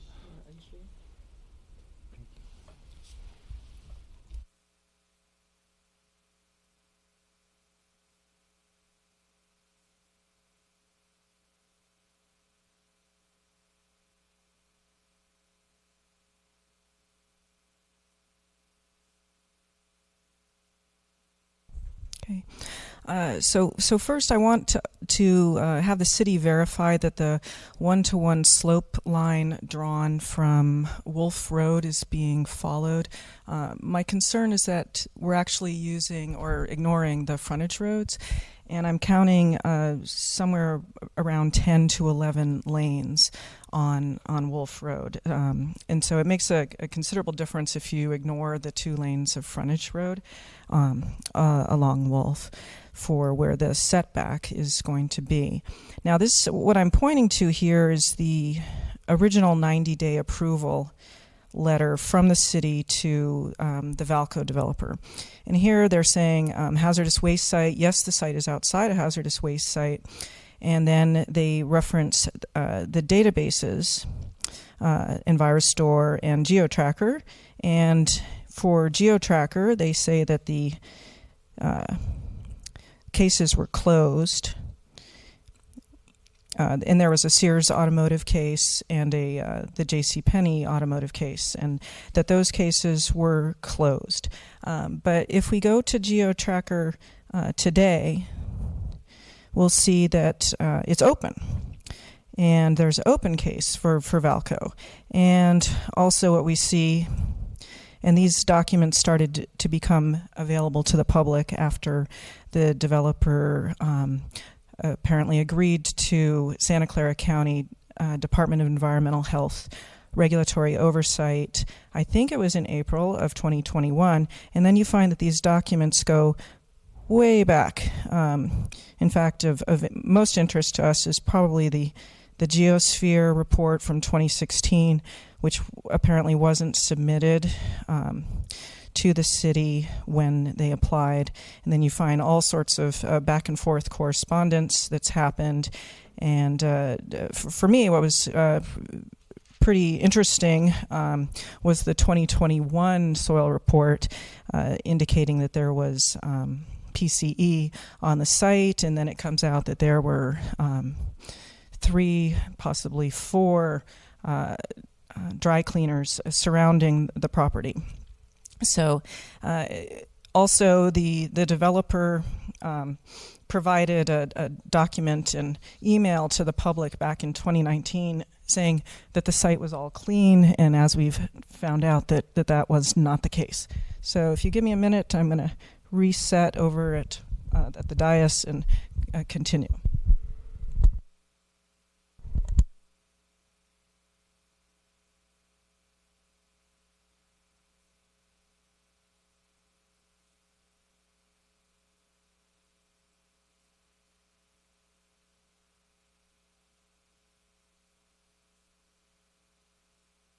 Actually, I've changed my mind. There was a little something about those sections that I think might be helpful. So along Stevens Creek Boulevard, I would like to make sure that there's been a section cut at this location because of its proximity of the overhang to the curb line. I want the public to be aware that we're looking at 10 and 11 and possibly 12 lanes along Wolf Road. And that's my question here about the setback from the frontage road as opposed to using the outer through lanes. So I'm wondering what policy the city has for that. And in the original plan, this area here had about 78,000 square feet of area designated for residential, and I'm curious what it's going to be in the future.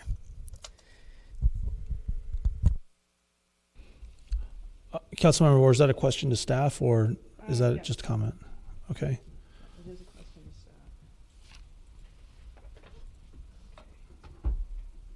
So I believe that Planning Manager Pugh Ghosh is on the phone. I think she might be best placed to answer the question about the slope line and then also the change in use of the I believe it was the pedestrian overcrossing on Wolf.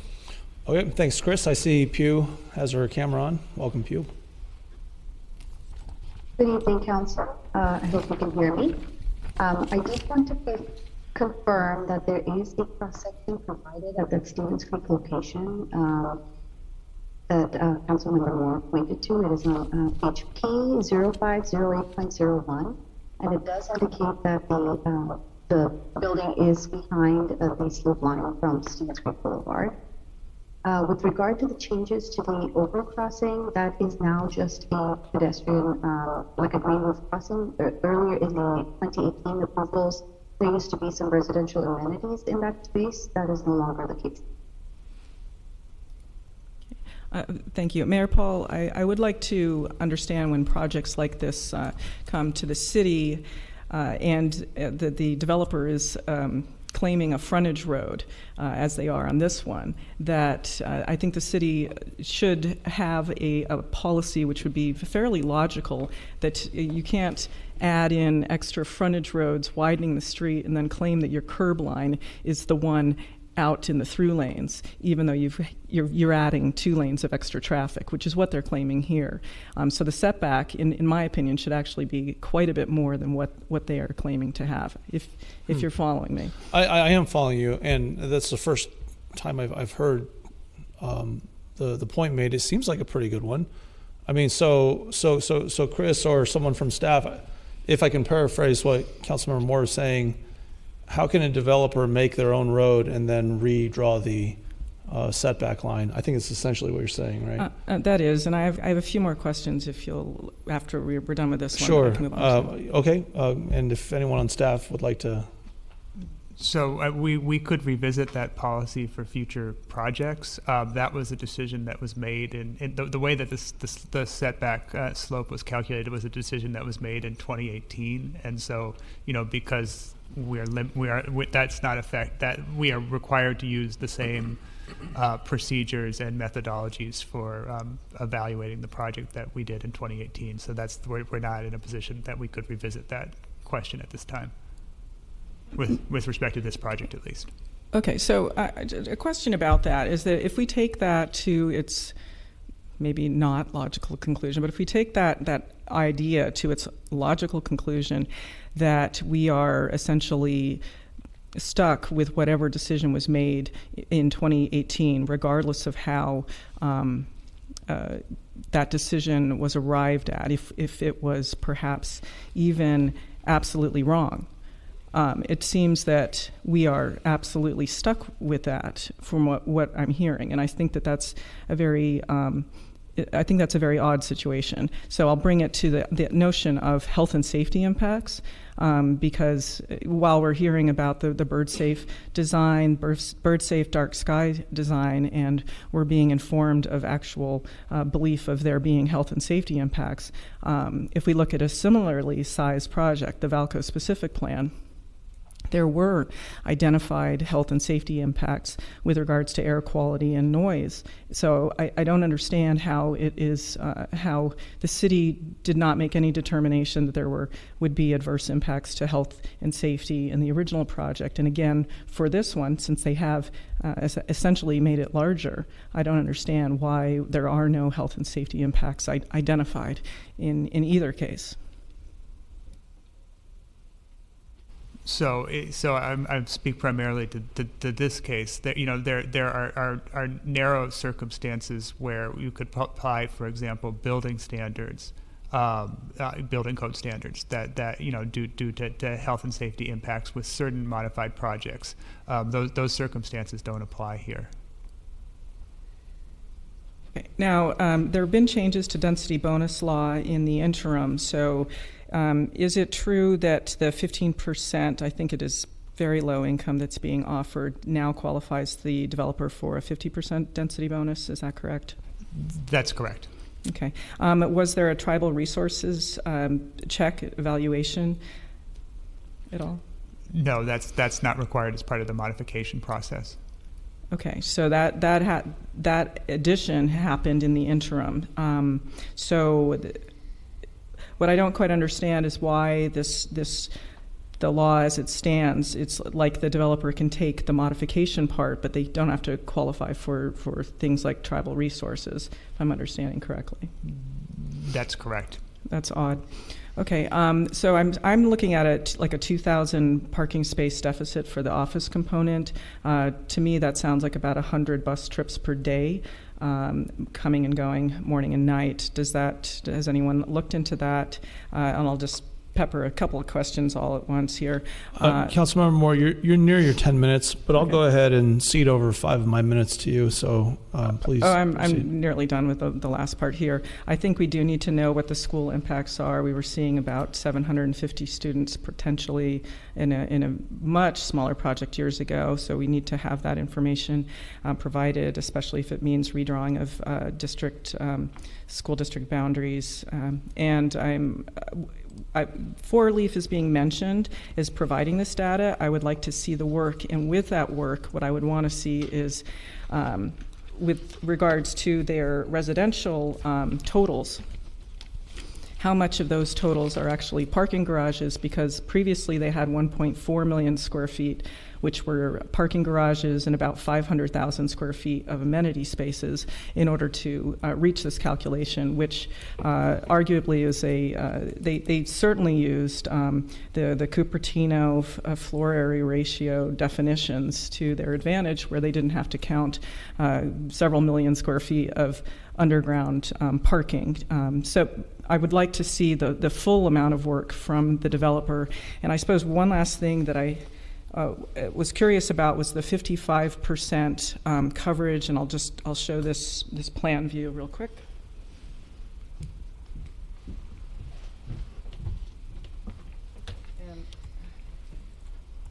And I think this is something that Pew could probably provide some information about, because they're saying, I believe it's a 55% lot coverage, but when you look at the actual lot, here's Wolf, Stevens Creek, here's the east side property. So they're essentially doing, full excavation here for underground parking garage, 2 layers of underground parking on the east side, and then on the west side you have 1 level of underground parking. So I don't quite understand how this much coverage is being called 55%, and I think it probably has to do with how things at the ground level are being analyzed, but I'd like to hear a little bit about that. Thank you. Okay, thank you, Councilmember Moore. And did staff want to follow up on any of the later comments or questions of Councilmember Moore? Yeah, so with respect to the 55% lot coverage, I mean, she is correct. That's what the applicant stated in their application. We did not verify that because it's not, there's not an objective standard to compare it to. I don't know if Pew has anything to add about, in response to Councilmember Moore's comments. I just wanted to add, I hope you can hear me, but I just want to add that lot coverage is a definition that does not include projections, ground level paving, landscape features, and open recreational facilities per the city's definition. But Chris is absolutely right. We did not evaluate what the lot coverage limitations are because that's not required for this project. Okay, well, thank you very much. And so I'll go ahead and stop the clock there. It's roughly 12 minutes, 50 seconds. So I'll go ahead and start my clock here. And, and again, I was allocating approximately 10 minutes to everyone. I think that's a fair amount of time. And I've ceded over a few minutes to Councilmember Moore. So I guess, being the only member of council that was here at the end of 2014, when those objective standards were essentially lifted and the 2 million square feet of office was allocated to the Valco site, I can say that I was the lone dissenting vote on that allocation. I thought not having objective standards was not a really great idea. We were told by our then planning director that we would revisit that in the spring and fix that. Of course, the spring came around, that didn't happen, but we did end up, in 7 years of this. And so I always came to the basic fact of having workers in your office space or in your retail space, and taking that against the number of residencies that were being offered up. So at first it was something along the lines of 2 million square feet of office, half the mall size, which is 600,000 square feet of retail, and 400 units of residential. And, at the time, this is almost 8 years ago now, there wasn't that much of a cognition about the balance between the amount of space that you put in for jobs and the number of housing units you put in. Now, I think as a result, partially of our work on this over the last 7 years, there is a much greater awareness. And it has been absolutely true the entire time, whether you politicize it or whether you look at it rationally. If you overdevelop with regard to the number of jobs and you underdeliver with regard to the number of housing units, you're going to end up with congestion. That's just a fact. Palo Alto has recognized it in the interim and placed a cap on their office, but in our area, that's just very obvious. I used to work in Palo Alto, and so I know what the traffic is like going there in the morning. I know what the traffic is like coming out of there in the evening when the economic vibrancy, is pre-pandemic and normal. Now, if you're looking at the current plans for the SB 35 project at the former site of the Valco Mall, you're looking at 1.94 million and some change of office, as well as some 500,000 square feet of retail. And even in the most optimistic of projections, when you're talking about the number of jobs, even if you take at face value the assertion that you can find a tenant for all the near 2 million square feet of office at a much more spaced out 400 square feet per worker as opposed to 250 square feet.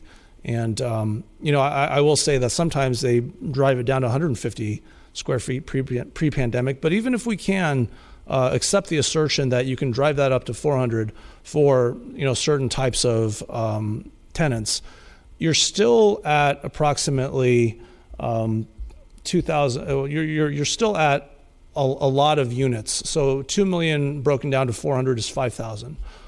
You're at a little less than 5,000 jobs.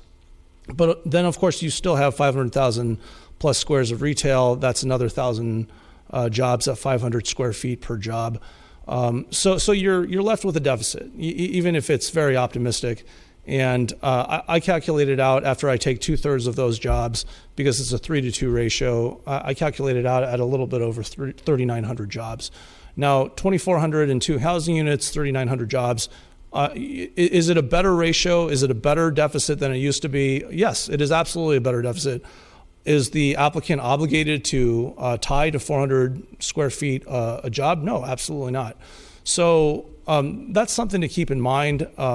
But at the same time, the political response was essentially jobs, housing, fit. Jobs housing ratio is still a real thing. If we deliver some 5,000 jobs at least, and we're delivering some 2,400 units of housing, we still have to worry about this minimum number of 1,500 units of housing.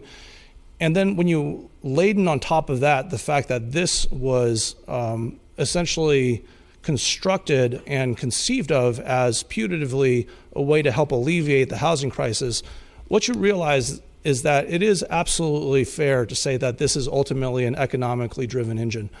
Now, from the perspective of a jurisdiction, it's very hard to explain to people, why as a city you're basically saying, all right, well, you've got a developer who spent $350 million or so piecing together the various parts of the mall, and they have some billions of dollars to invest into the city and make a project. It's basically a conversation that you can't have with any other jurisdiction, because I think on some level it doesn't register at all as to why that would be necessarily a bad thing. But I think in our city, we're looking very carefully at the fact that we want to be responsible in terms of all the problems that we approach. And the way I look at it, I've been on council for 7.5 years now. I've seen all these various, issues. I have a lot of respect for people that do the work and, push on issues like transportation, on issues like health, on pollution, because it's not easy. It's truly not easy to do this with regard to the amount of overwhelming economic pressures that are out there. So just incredible amounts of respect for my colleagues on council for doing that. But at the same time, we're looking at a situation where the financial pressures are quite overwhelming. And we have a 7.5-year history of dealing with this particular project.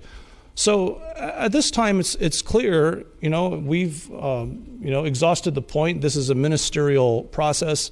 We've looked at things like pollutants and contaminants. We're concerned, and we continue to be concerned about infrastructure.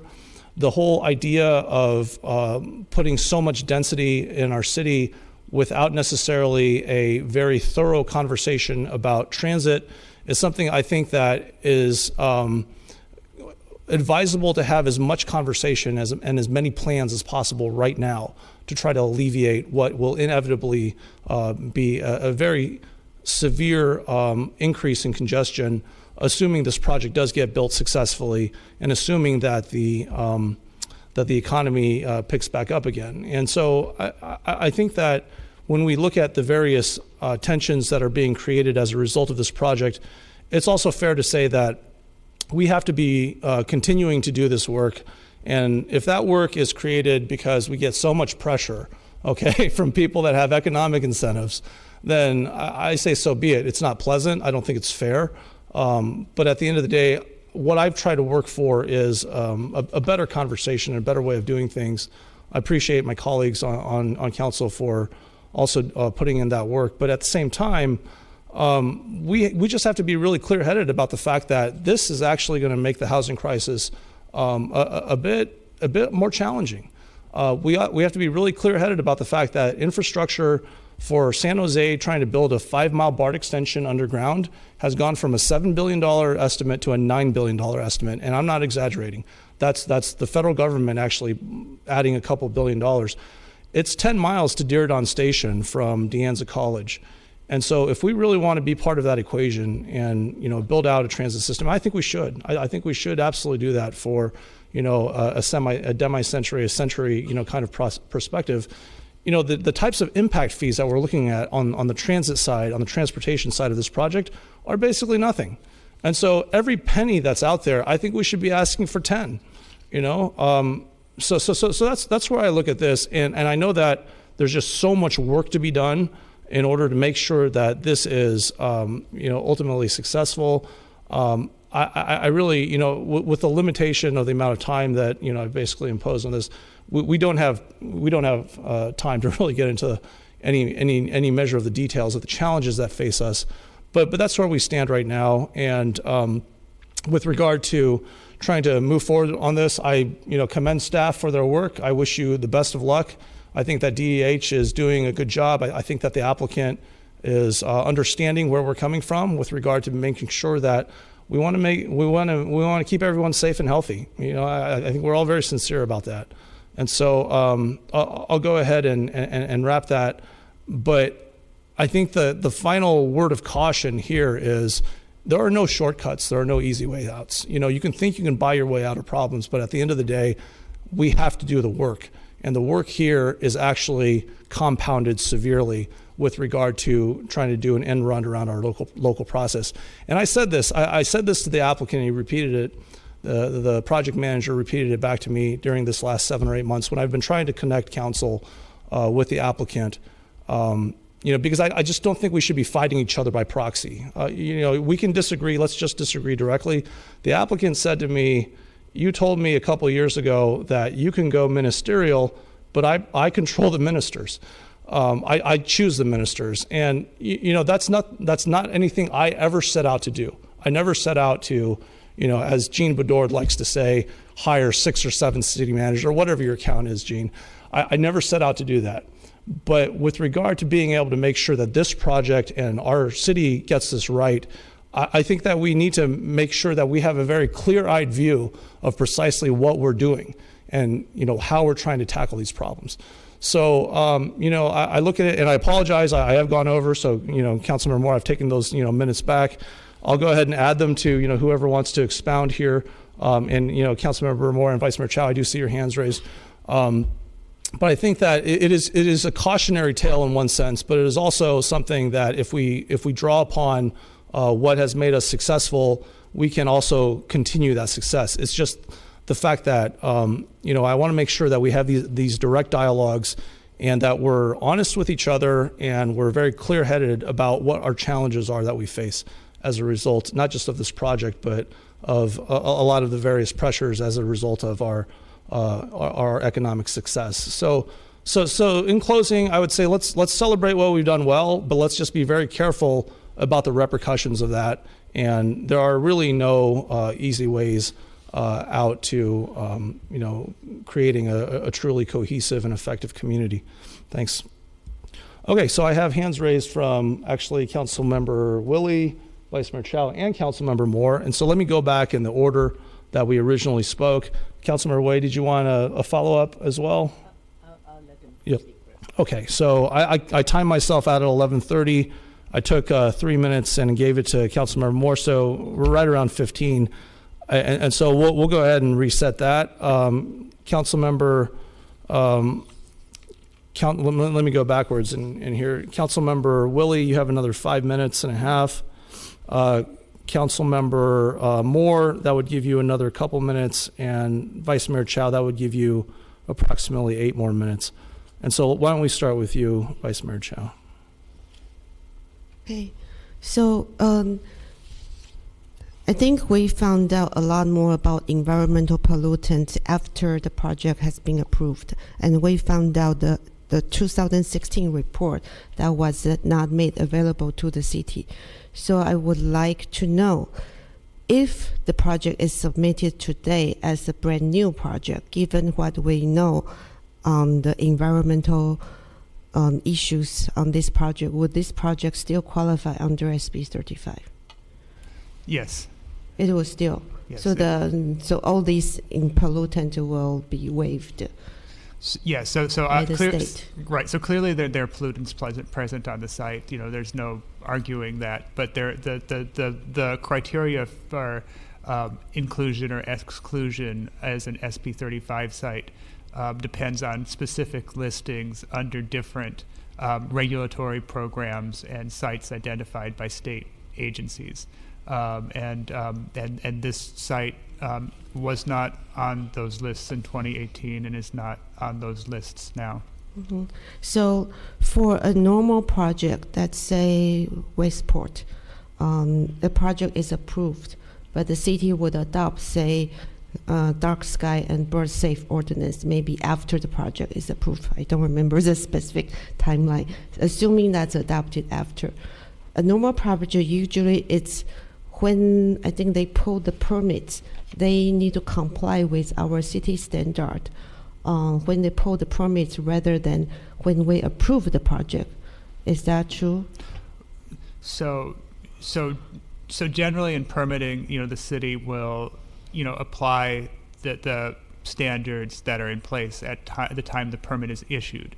If a project, in a normal project that doesn't have anything like SB 35 that, is effectively, allows the developer's rights to vest early, the city could apply new standards up until the time until a building permit is pulled and substantial costs are incurred in reliance on that building permit. That's kind of the standard doctrine for vested rights.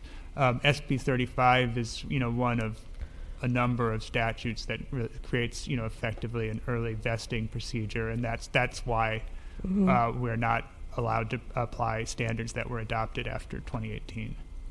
So if they amend the project many times, they still only need to apply the 2018 standard, and that's under SB 35. What other state bills have this kind of there's a somewhat different mechanism, but the Housing Accountability Act has a similar language that locks in standards that are in place when an application. SB 330. SB 330 is part of, yes, the Housing Accountability Act as amended by SB 330, correct. So those projects also would lock in the design standard at the time of submission. As early as the submission of a preliminary application, correct?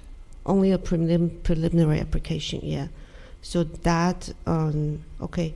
And with the about 3,000 something parking spaces, how many spaces are for each use? Do you have the breakdown? So many of the spaces are for shared use. I don't know if Pew can provide any information on how the uses are allocated, if we know that. Since that was not part of the review of the project, I don't have the, but I can, I don't have the numbers off the top of my head, but I could pull the plans up to take a quick look at that. Okay, I think if it takes a few time, I'll ask the next question. So can we bring up that modified green roof plan? The one that's shown earlier. Give me just 1 second. I have to. By the way, regarding the number of square foot per office worker, I believe the industry standard is 200 square foot and approaching 150 square foot per worker because of the high office rent. And I think 400 square foot per worker is not realistic. It's pretty optimistic, yeah. So I think 2 million square feet would mean about 10,000 more workers, which compared with existing Cupertino workers, Cupertino currently has 30,000 workers, and about 80% of them commute in from elsewhere. That's according to the market analysis from 2014. So we are adding 33% extra workers from this one project, and imagine how much extra traffic that's going to add to Cupertino. Okay. About 2.5 more minutes. So for this green roof, I believe they are claiming most of the green roof to be private open space. If the city waives the impact fee, even if we waive the impact fee of, I don't know how many $1 million, this is a part that could be open. This is a part that they would consider to be open. That's about 4 to 5 acres, and it goes from ground level to about, I believe, 8 stories on this end.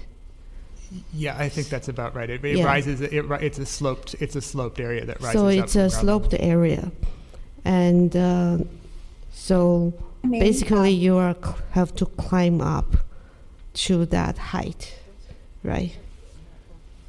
And those right now those are not open. But even if we waive parkland fee, this is the only part that could be open. Let me call on Pew here, who has a hand raised. Pew. Yeah. Yes, if I may, Mr. Mayor, the green roof portion actually extends down to the ground level, and it actually extends all the way down to the black line at the bottom of that screen over there that the Vice Mayor was drawing on. What's our number of acres correct, Pew? 4 to 5 acres asserted by the project, the revised project. It is about 4 acres, I believe, continues to be about 4 acres, but the area that the Vice Mayor was drawing, it extended a little bit further south than where the red marks were on the Vice Mayor's drawing. Further south. I think you mean west, Pew. I mean, it's further west, yes, yeah. technically Like west, here? south of the screen. Yeah, further towards the bottom of the screen. Correct. Mayor. Yeah. Yeah, but pretty narrow areas. Correct, yes. Yeah. So this is, you could probably have a really fun slide, but you can't really throw a frisbee or kick a ball. That's the kind of park space. Oh, okay, that's Right. 8 minutes. Do you mind if I ask a real quick question? With your, so Pew, is that sloped acreage or is that kind of ground cover acreage that was calculated? My understanding is that some portion of that, I believe there's a cross section. Let me pull that up because that'll help the to help you see how that works. Well, how is it also- calculated? Was it calculated based upon the surface area of the slope or the surface area of the ground underneath the? My understanding is they said that it was going to be ground level, so there isn't any structures below it, but it is not flat. Right. Well, I guess what I'm saying, if the hypotenuse of a right triangle, right, is like 5 units, but it's like three high and 4 long, is it considered like, are they measuring by 5 or are they measuring by 4? If you understand what I'm saying. No, I understand what you're saying. I think it's just the surface area, so they're measuring by 5. Okay, but by okay, got it. By the hypotenuse, yes. Right. All right. Okay, so Councilmember Moore, you have. Actually, I realize I ceded over a few of my minutes, so you actually have 5 minutes more.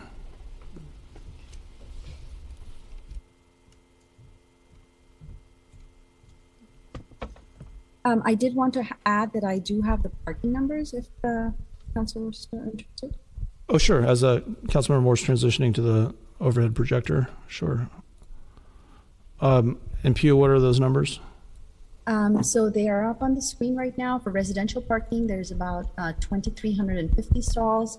For office parking, there is on the east side close to 2,925, 2,927 really. There's shared commercial parking on the west side, which is about 2,155. And then there's some street parking limited in number at about 151 stalls. Okay. All right, thanks, Pew. Councilmember Moore, you're up. Okay. And thank you, Pew. And I was wondering if you could also, if you're aware of how many million square feet of above ground residential parking space and amenity space was counted for the residential side in the new plan. I'd be interested in seeing that.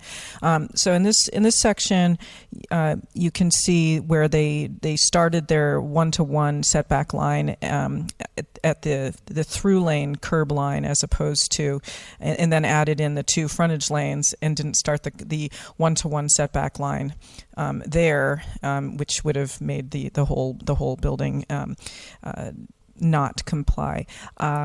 And then, and from what my understanding is that's how they did it back in 2018, and we are subject to that decision.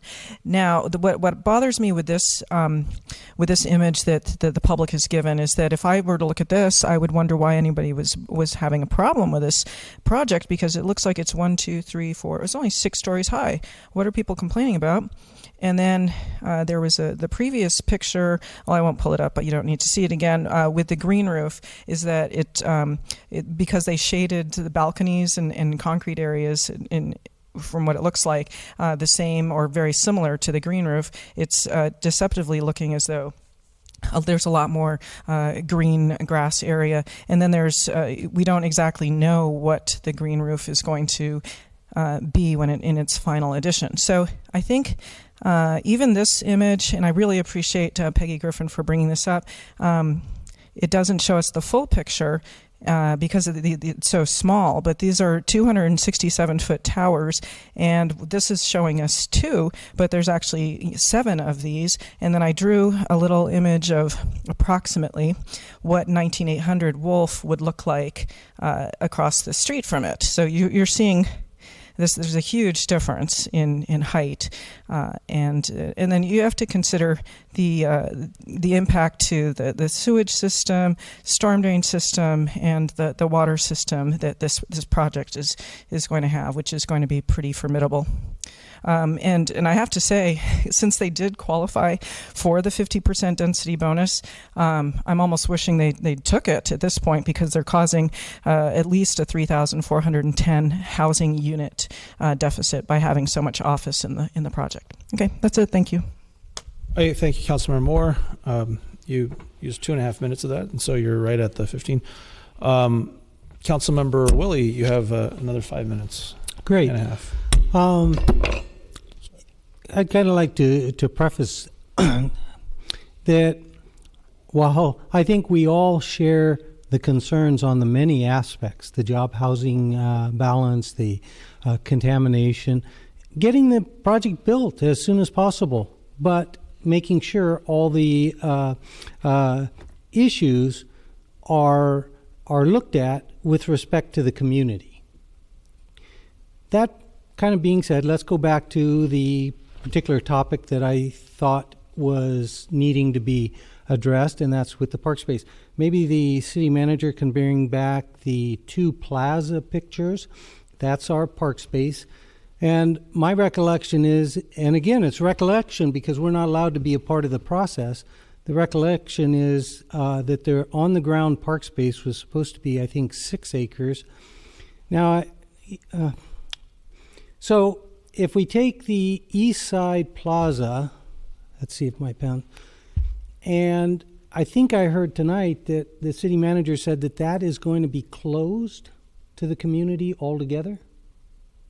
The public access easement would be removed. So the community, this roughly 60,000 residents that we have in our community, if they were to buy an ice cream cone and have their dog, they're not allowed to walk over there. I'm going to look at our city attorney, but I believe it's not that they can't walk there. It's just that they would have the ability to shut it off.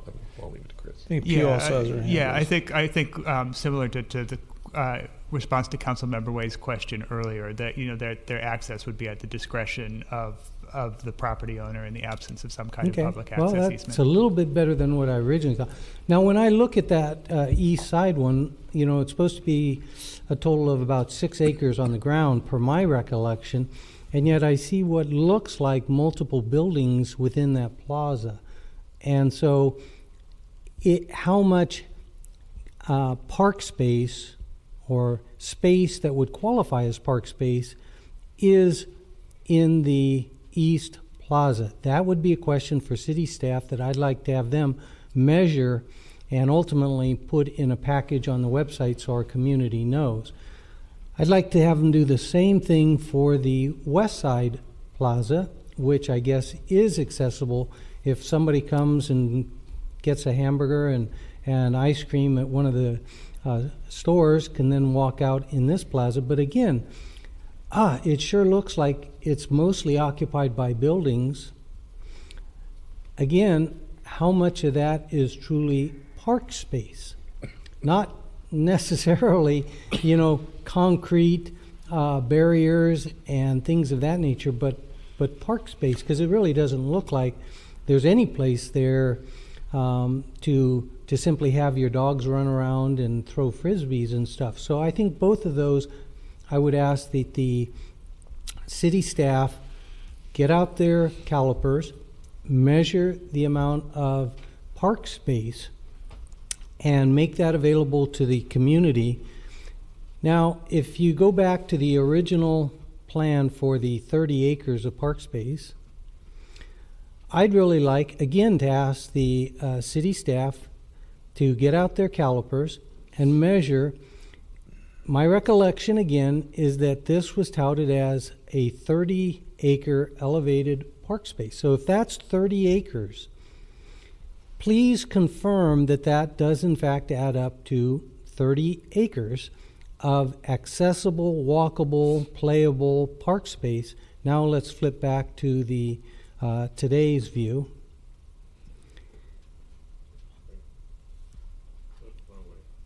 And so I'd like city staff to now also use their calipers on this.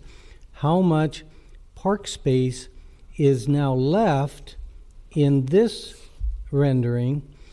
And I'd like it differentiated. If it's fenced off so-called yards per unit, residential unit, and that's his little yard and it's fenced off, then it, in my view, it does not count as what the intent of the general plan said, park space. So how much park space is left with a divider between accessible park space versus unacceptable park space? If a lot of this is truly going to be fenced so that nobody can go across, I'm not talking about yard fences, because that is unique to the unit. We've got 22 stories of apartments, and yet only one of them is going to have the yard, so to speak, on the 30-acre green roof area that is now inaccessible to all those other units. that don't have access to it. So how many acres are park space, and put a dividing line between accessible to the community, not accessible to the community. About a minute or so, John.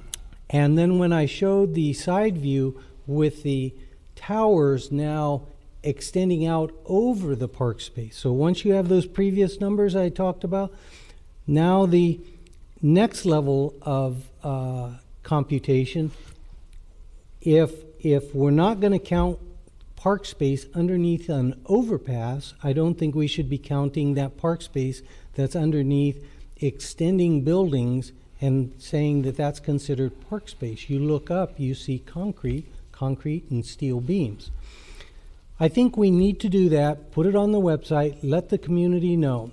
All we can do is make the information known to the community and not be a surprise to them. Transparency. The jobs housing ratio, I'm also concerned about. So Councilmember Willie, that's about a wrap for your... Can I have just 30 seconds? Sure, go ahead.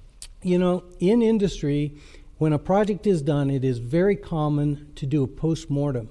How did that final project end up based on its original computations and assumptions? This project may be done in 5 years, 10 years, 15 years. Obviously, we'll be off the city council at that time. I'll be at that podium asking for a postmortem.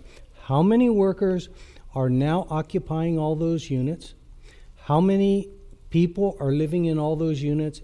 And how much park space is there, so that we preserve the integrity of future projects to make truthful assumptions and presentations and make sure the community gets a fair shake. Thank you for the extra time. All right, thank you, Councilmember Woolley. And that basically concludes our round. And Councilmember Way, you did not use many of your minutes, actually, so you still have a little under 10 minutes remaining of your 15. Yeah, so let's go to Councilmember Way, and I'll let everyone just wrap up briefly after that. Councilmember Way. Can I share screen? Yes, please. Use the function on your Zoom. Is that shared? It's on the Zoom screen, yes.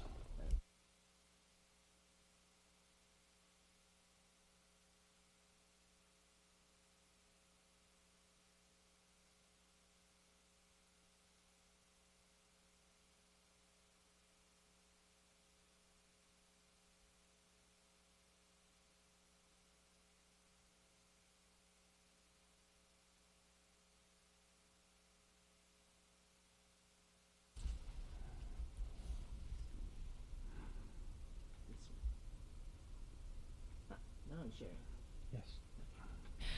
All right, so I think you guys get me so interested in about this park space. I'm hearing two stories or two facts. One is the city has never really considered rooftop a park for us. Is that a correct assumption or a fact? So the city has never accepted the green roof for dedication as parkland. That's correct. Okay, so when we met, Councilman Willie and I, we met with, big thanks for Mayor for Wenjit.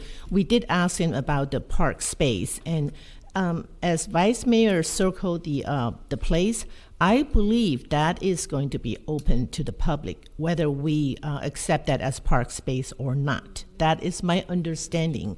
Is that correct or not correct? You probably have more accurate information than I do. I could defer to Maybe Pew on that as Pew well. knows better. I think Pew does have her microphone up.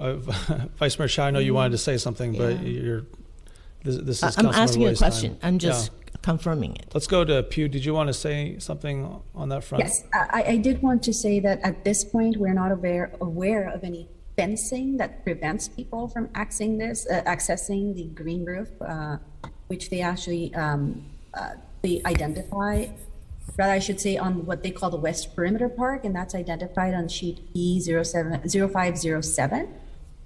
But there is controlled access points along Street A, which the perimeter road is labeled as Street A on this map. Okay, because there's specific here about they're going to have elevators go up there so people can go up there. But I guess we can confirm As an it. option, yes, That's as an an option, we do have elevators that go up there. Okay, Yes. so what I would like to point out is this paragraph. I read very closely our staff report and the RISE report. The project open space programming and operations, it looks like if we read it carefully, as described below, because the city has elected not to provide park fee credit for public access easement dedication that has been offered over the open space areas, including the plazas. The tentative map is being amended to remove the easement. So that means the easement that the city has, so that we have the right for our residents to go and enjoy the park space as we see it.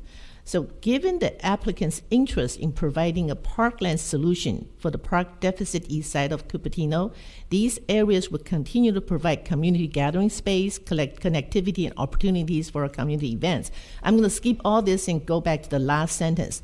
The public access easement and the property rights, such as easement would afford the public, could be restored if the city agrees to provide park fee credit as originally envisioned. I'm not going back to the original envision because I don't know what that was. I wasn't there when it's approved. But it gives me hope that if we really like park space, can you put up the map, the new map? Because I love, when I go to New York, I love to walk the Highland. It's a great long walk. You can walk across stores, across companies, and overseeing streets. And I had a lot of high hope that this could provide that. And I know Councilmember Woody really likes it. So if you can put up the map. I have done share. Sorry, stop sharing. Yes. So if I understand correctly, according to our conversation with them, they will make this part open for the public, whether we give them a credit or not. But what I really love is a walkway that we can walk around like the Highland. We can walk around, walk back, and it's just really nice. A long walk, overseeing companies, streets. But it looks like we're not getting that because they got rid of the easement because we're not ready to negotiate. So what I'm saying is I do believe this project is ministerially approved. There are a lot of things we cannot change, and a lot of us don't like certain features of the project, especially the height. And I don't like that either. But I do think there are quite a few things we might be able to negotiate or collaborate and get the community input so that we could get something that we love. So I have high hope maybe we could do that. I don't know if that's possible with under mayor's leadership or, because you did open up conversations with us to them individually. So I wonder if there is room we can make this project a little bit better for our residents so we get something we want, right?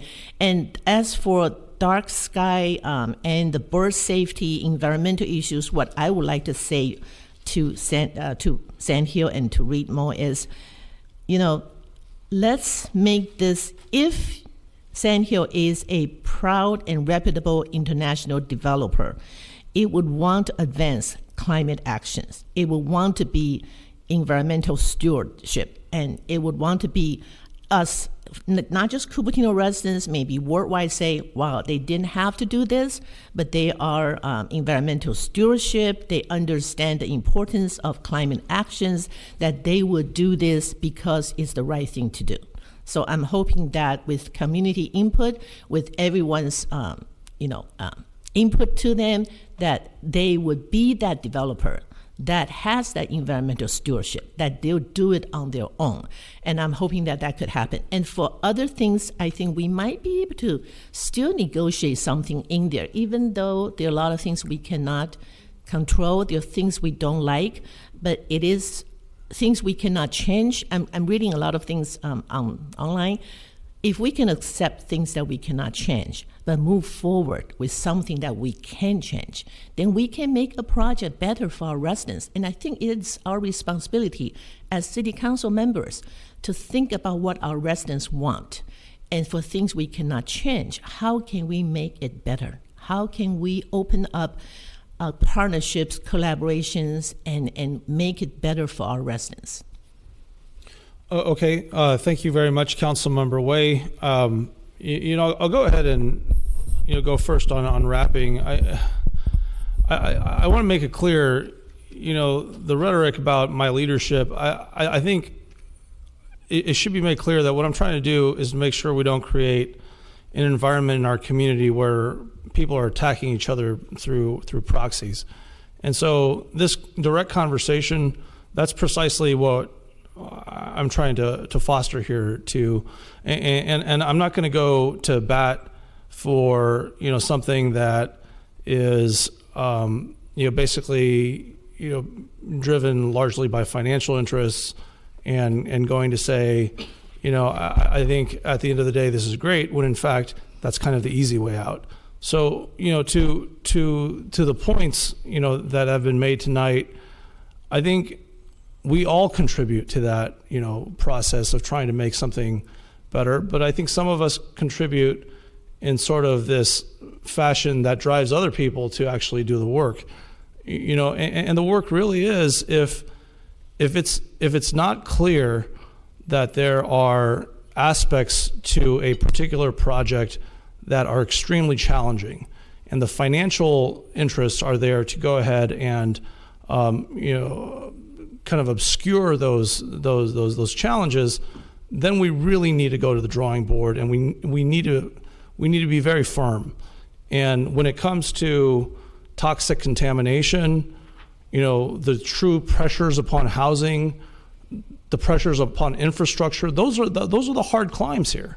And so I don't think we should be like Pollyanna and think that we can ultimately get quoted and not actually call out the people that are really doing the tough climbs.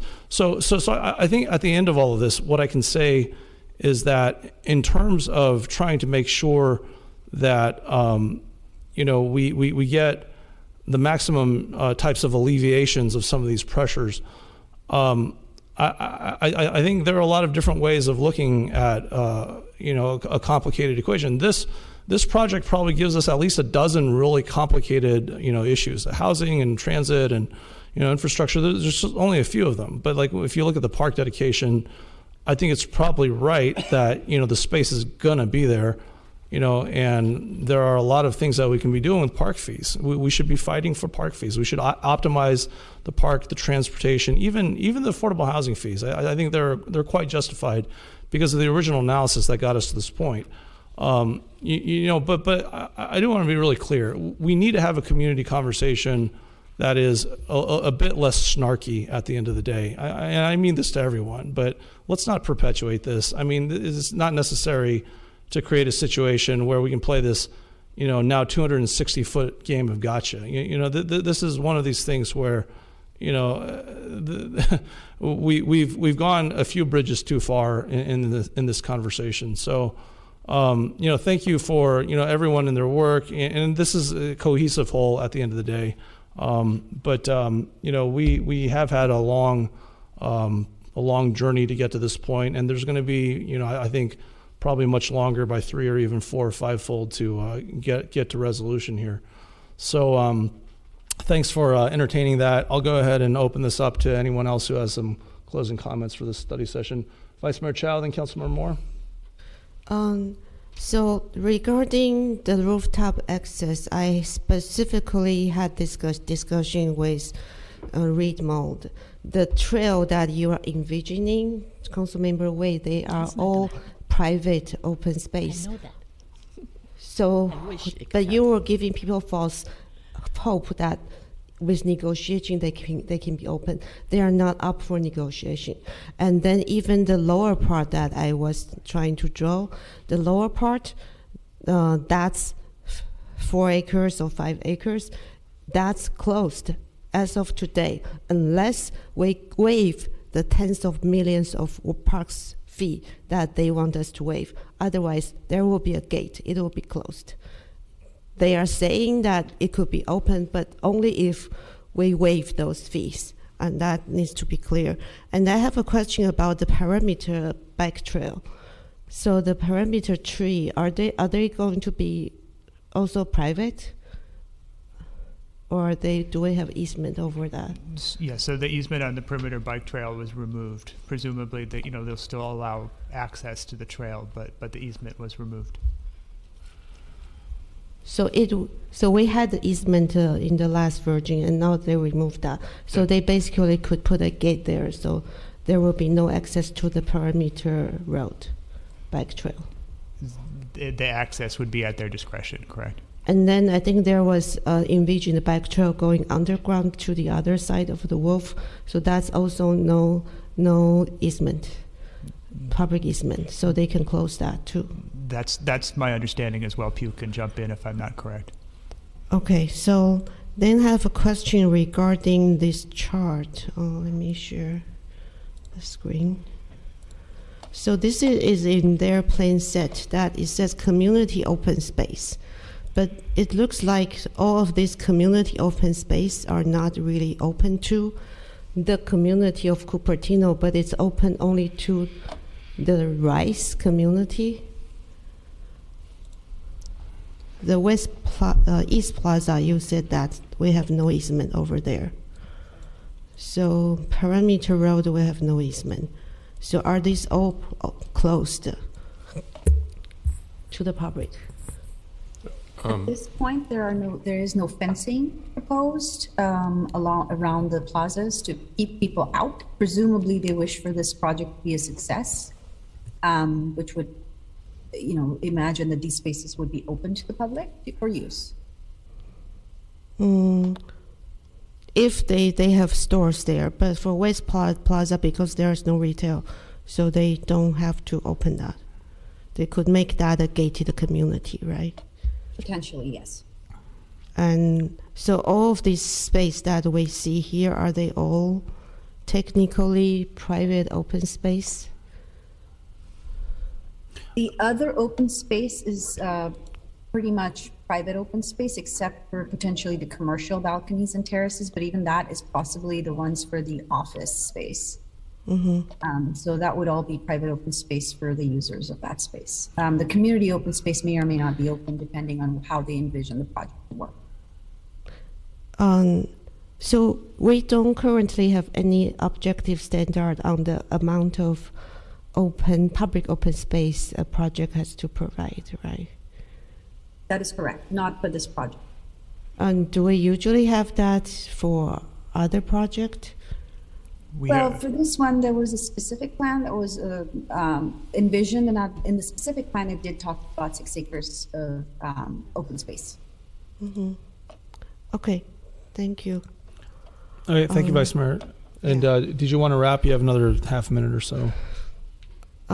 Yeah, I think I would just want, I think another thing is with the ash tree along Stevens Creek, are they all going to be cut down? The 2 rows of ash trees that people love. I believe there are 12 additional trees that are proposed to be cut down along Wolf Road, some of which are the ash trees. How about Stevens Creek? I don't believe there's anything impacted along Stevens Creek at this point. However, the curbs and such are fairly close to some of these ash trees. They are trying to keep as many as possible. So unless they're in direct conflict, they aren't proposed to be removed at this time. Okay, that's good to know. Yeah, thank you. I think the main point is we need, people should know that with SB 35, it undercuts a lot of existing process that we use for any other regular projects.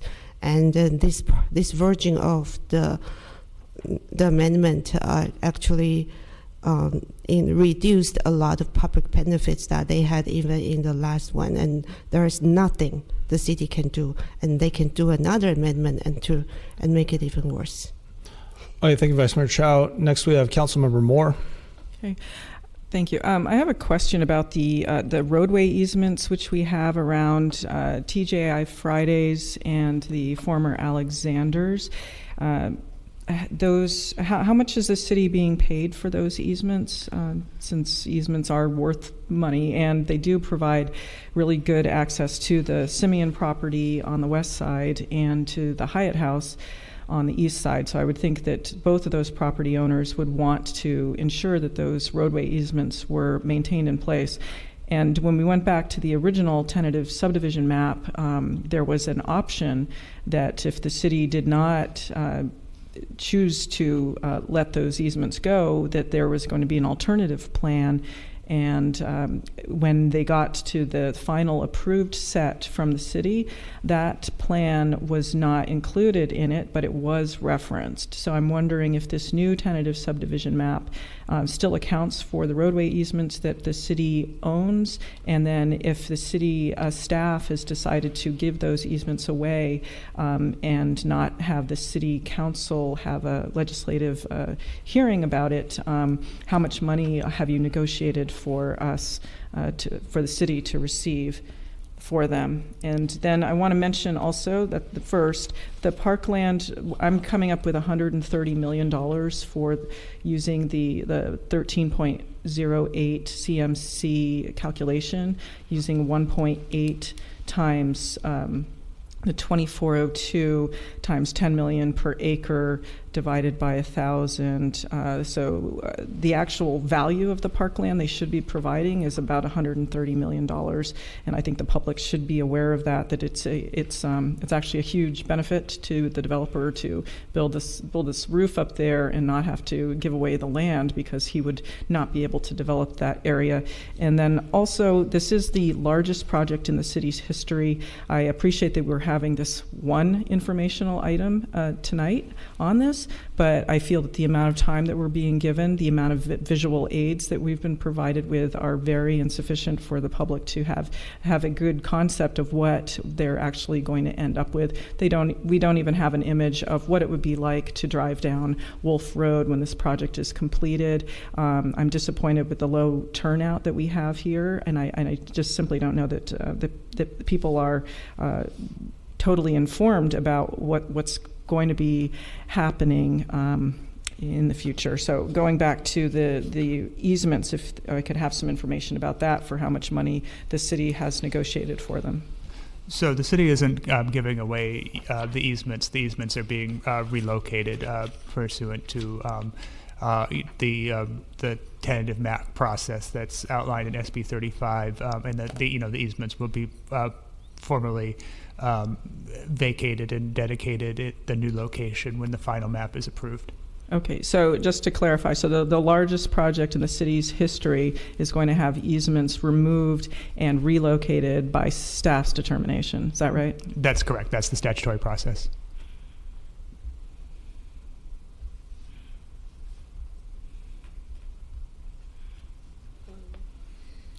Councilmember Moore, are you completed?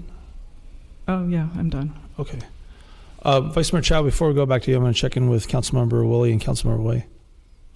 Did either of you have any closing comments? Yeah, so, and how long do we get for the closing comment? 4.5 minutes. Oh, wow. Great. Thank you, Mayor. Yeah, to me, this presentation tonight was really long overdue.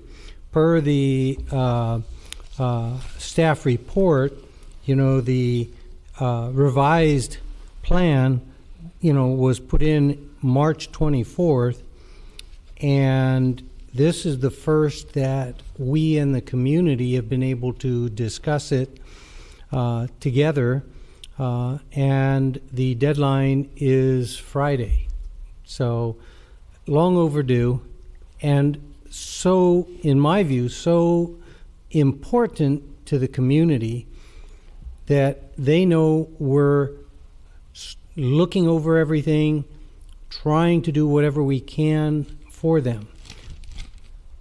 I'll sidestep for a couple minutes, and that is, I truly believe this city council wants the project to move along. I don't think any of us would have expected it to take this long. Is there some thinking that we don't want that? Well, Westport came to the city council, and the first time back in whatever it was, 2016, and the previous city council looked at it. From the outside, I looked at it, and it looked exactly like what the developer was doing at Valco.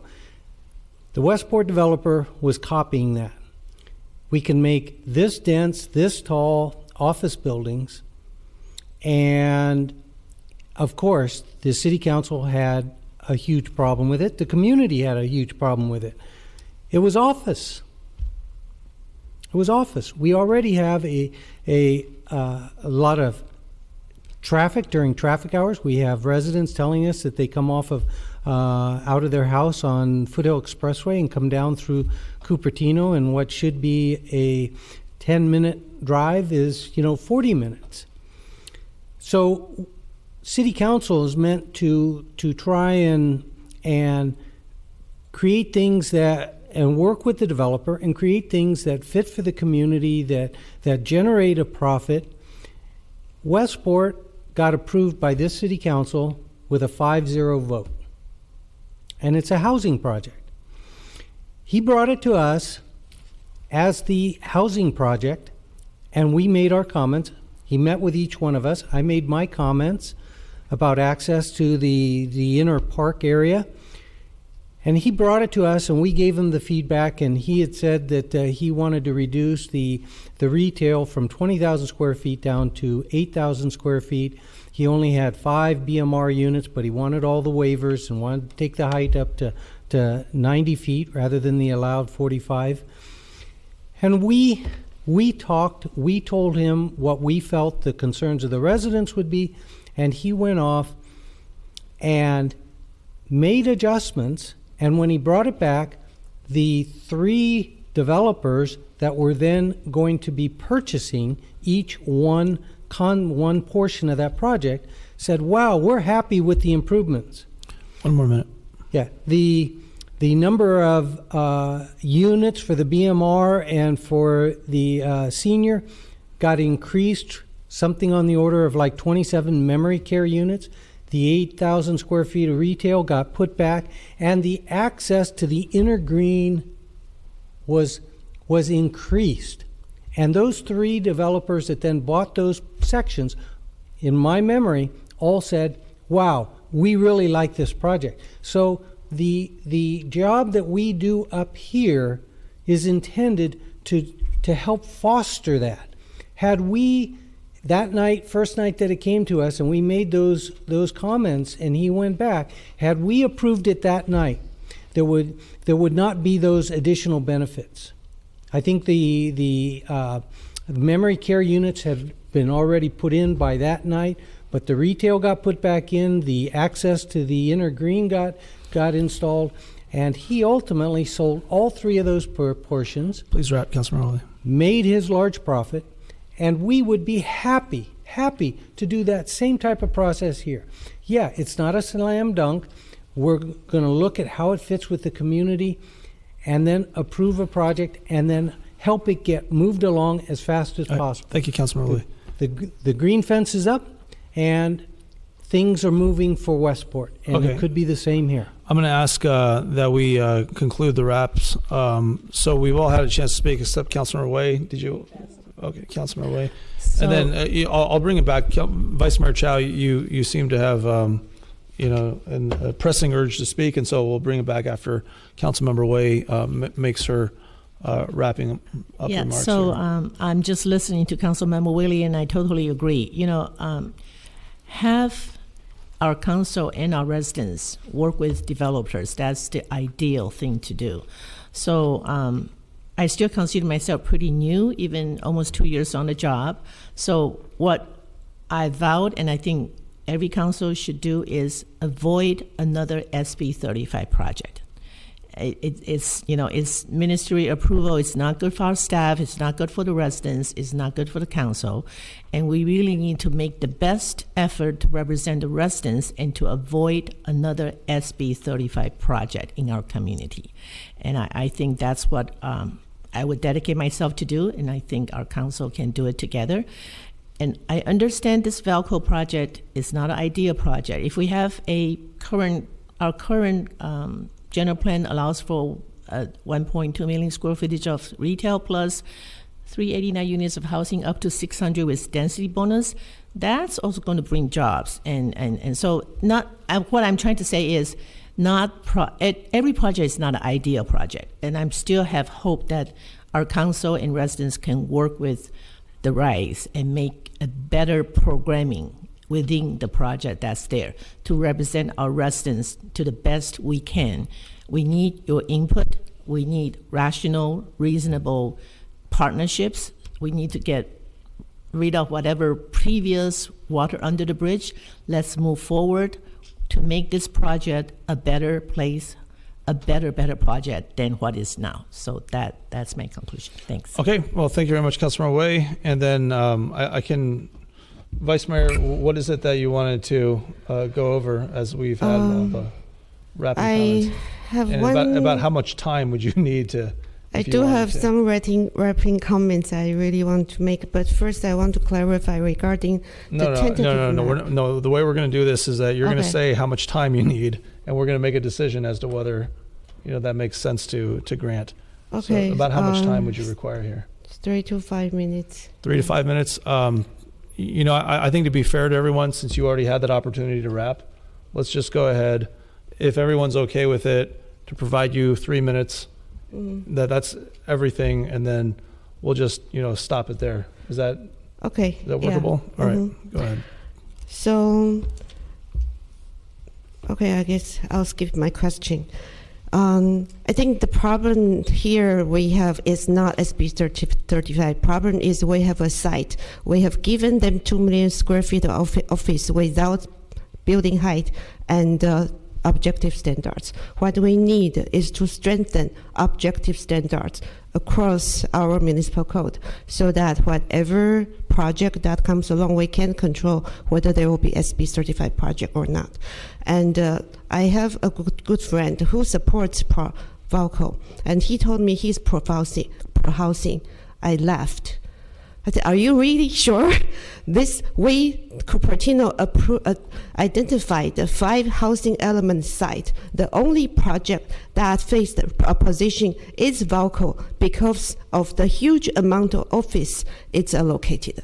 And anyone who says they are pro-housing but they are for Valco is hypocrite, because Valco generates 10,000 jobs plus the retail and only provides 2,400 units of housing.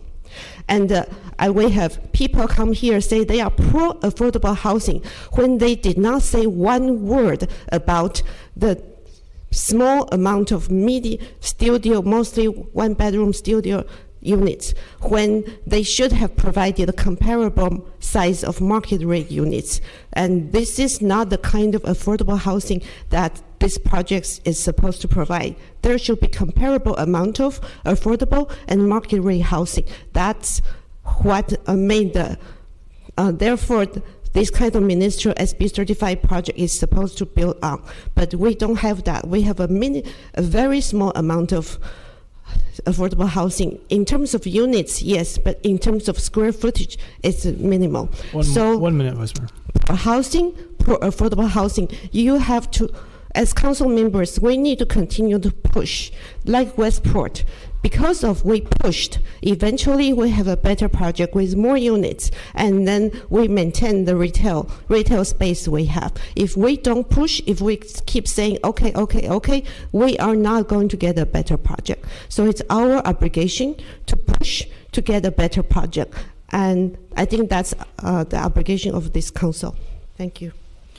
All right. Well, thanks very much, everyone, for really quite an excellent meeting tonight. It was a good check-in.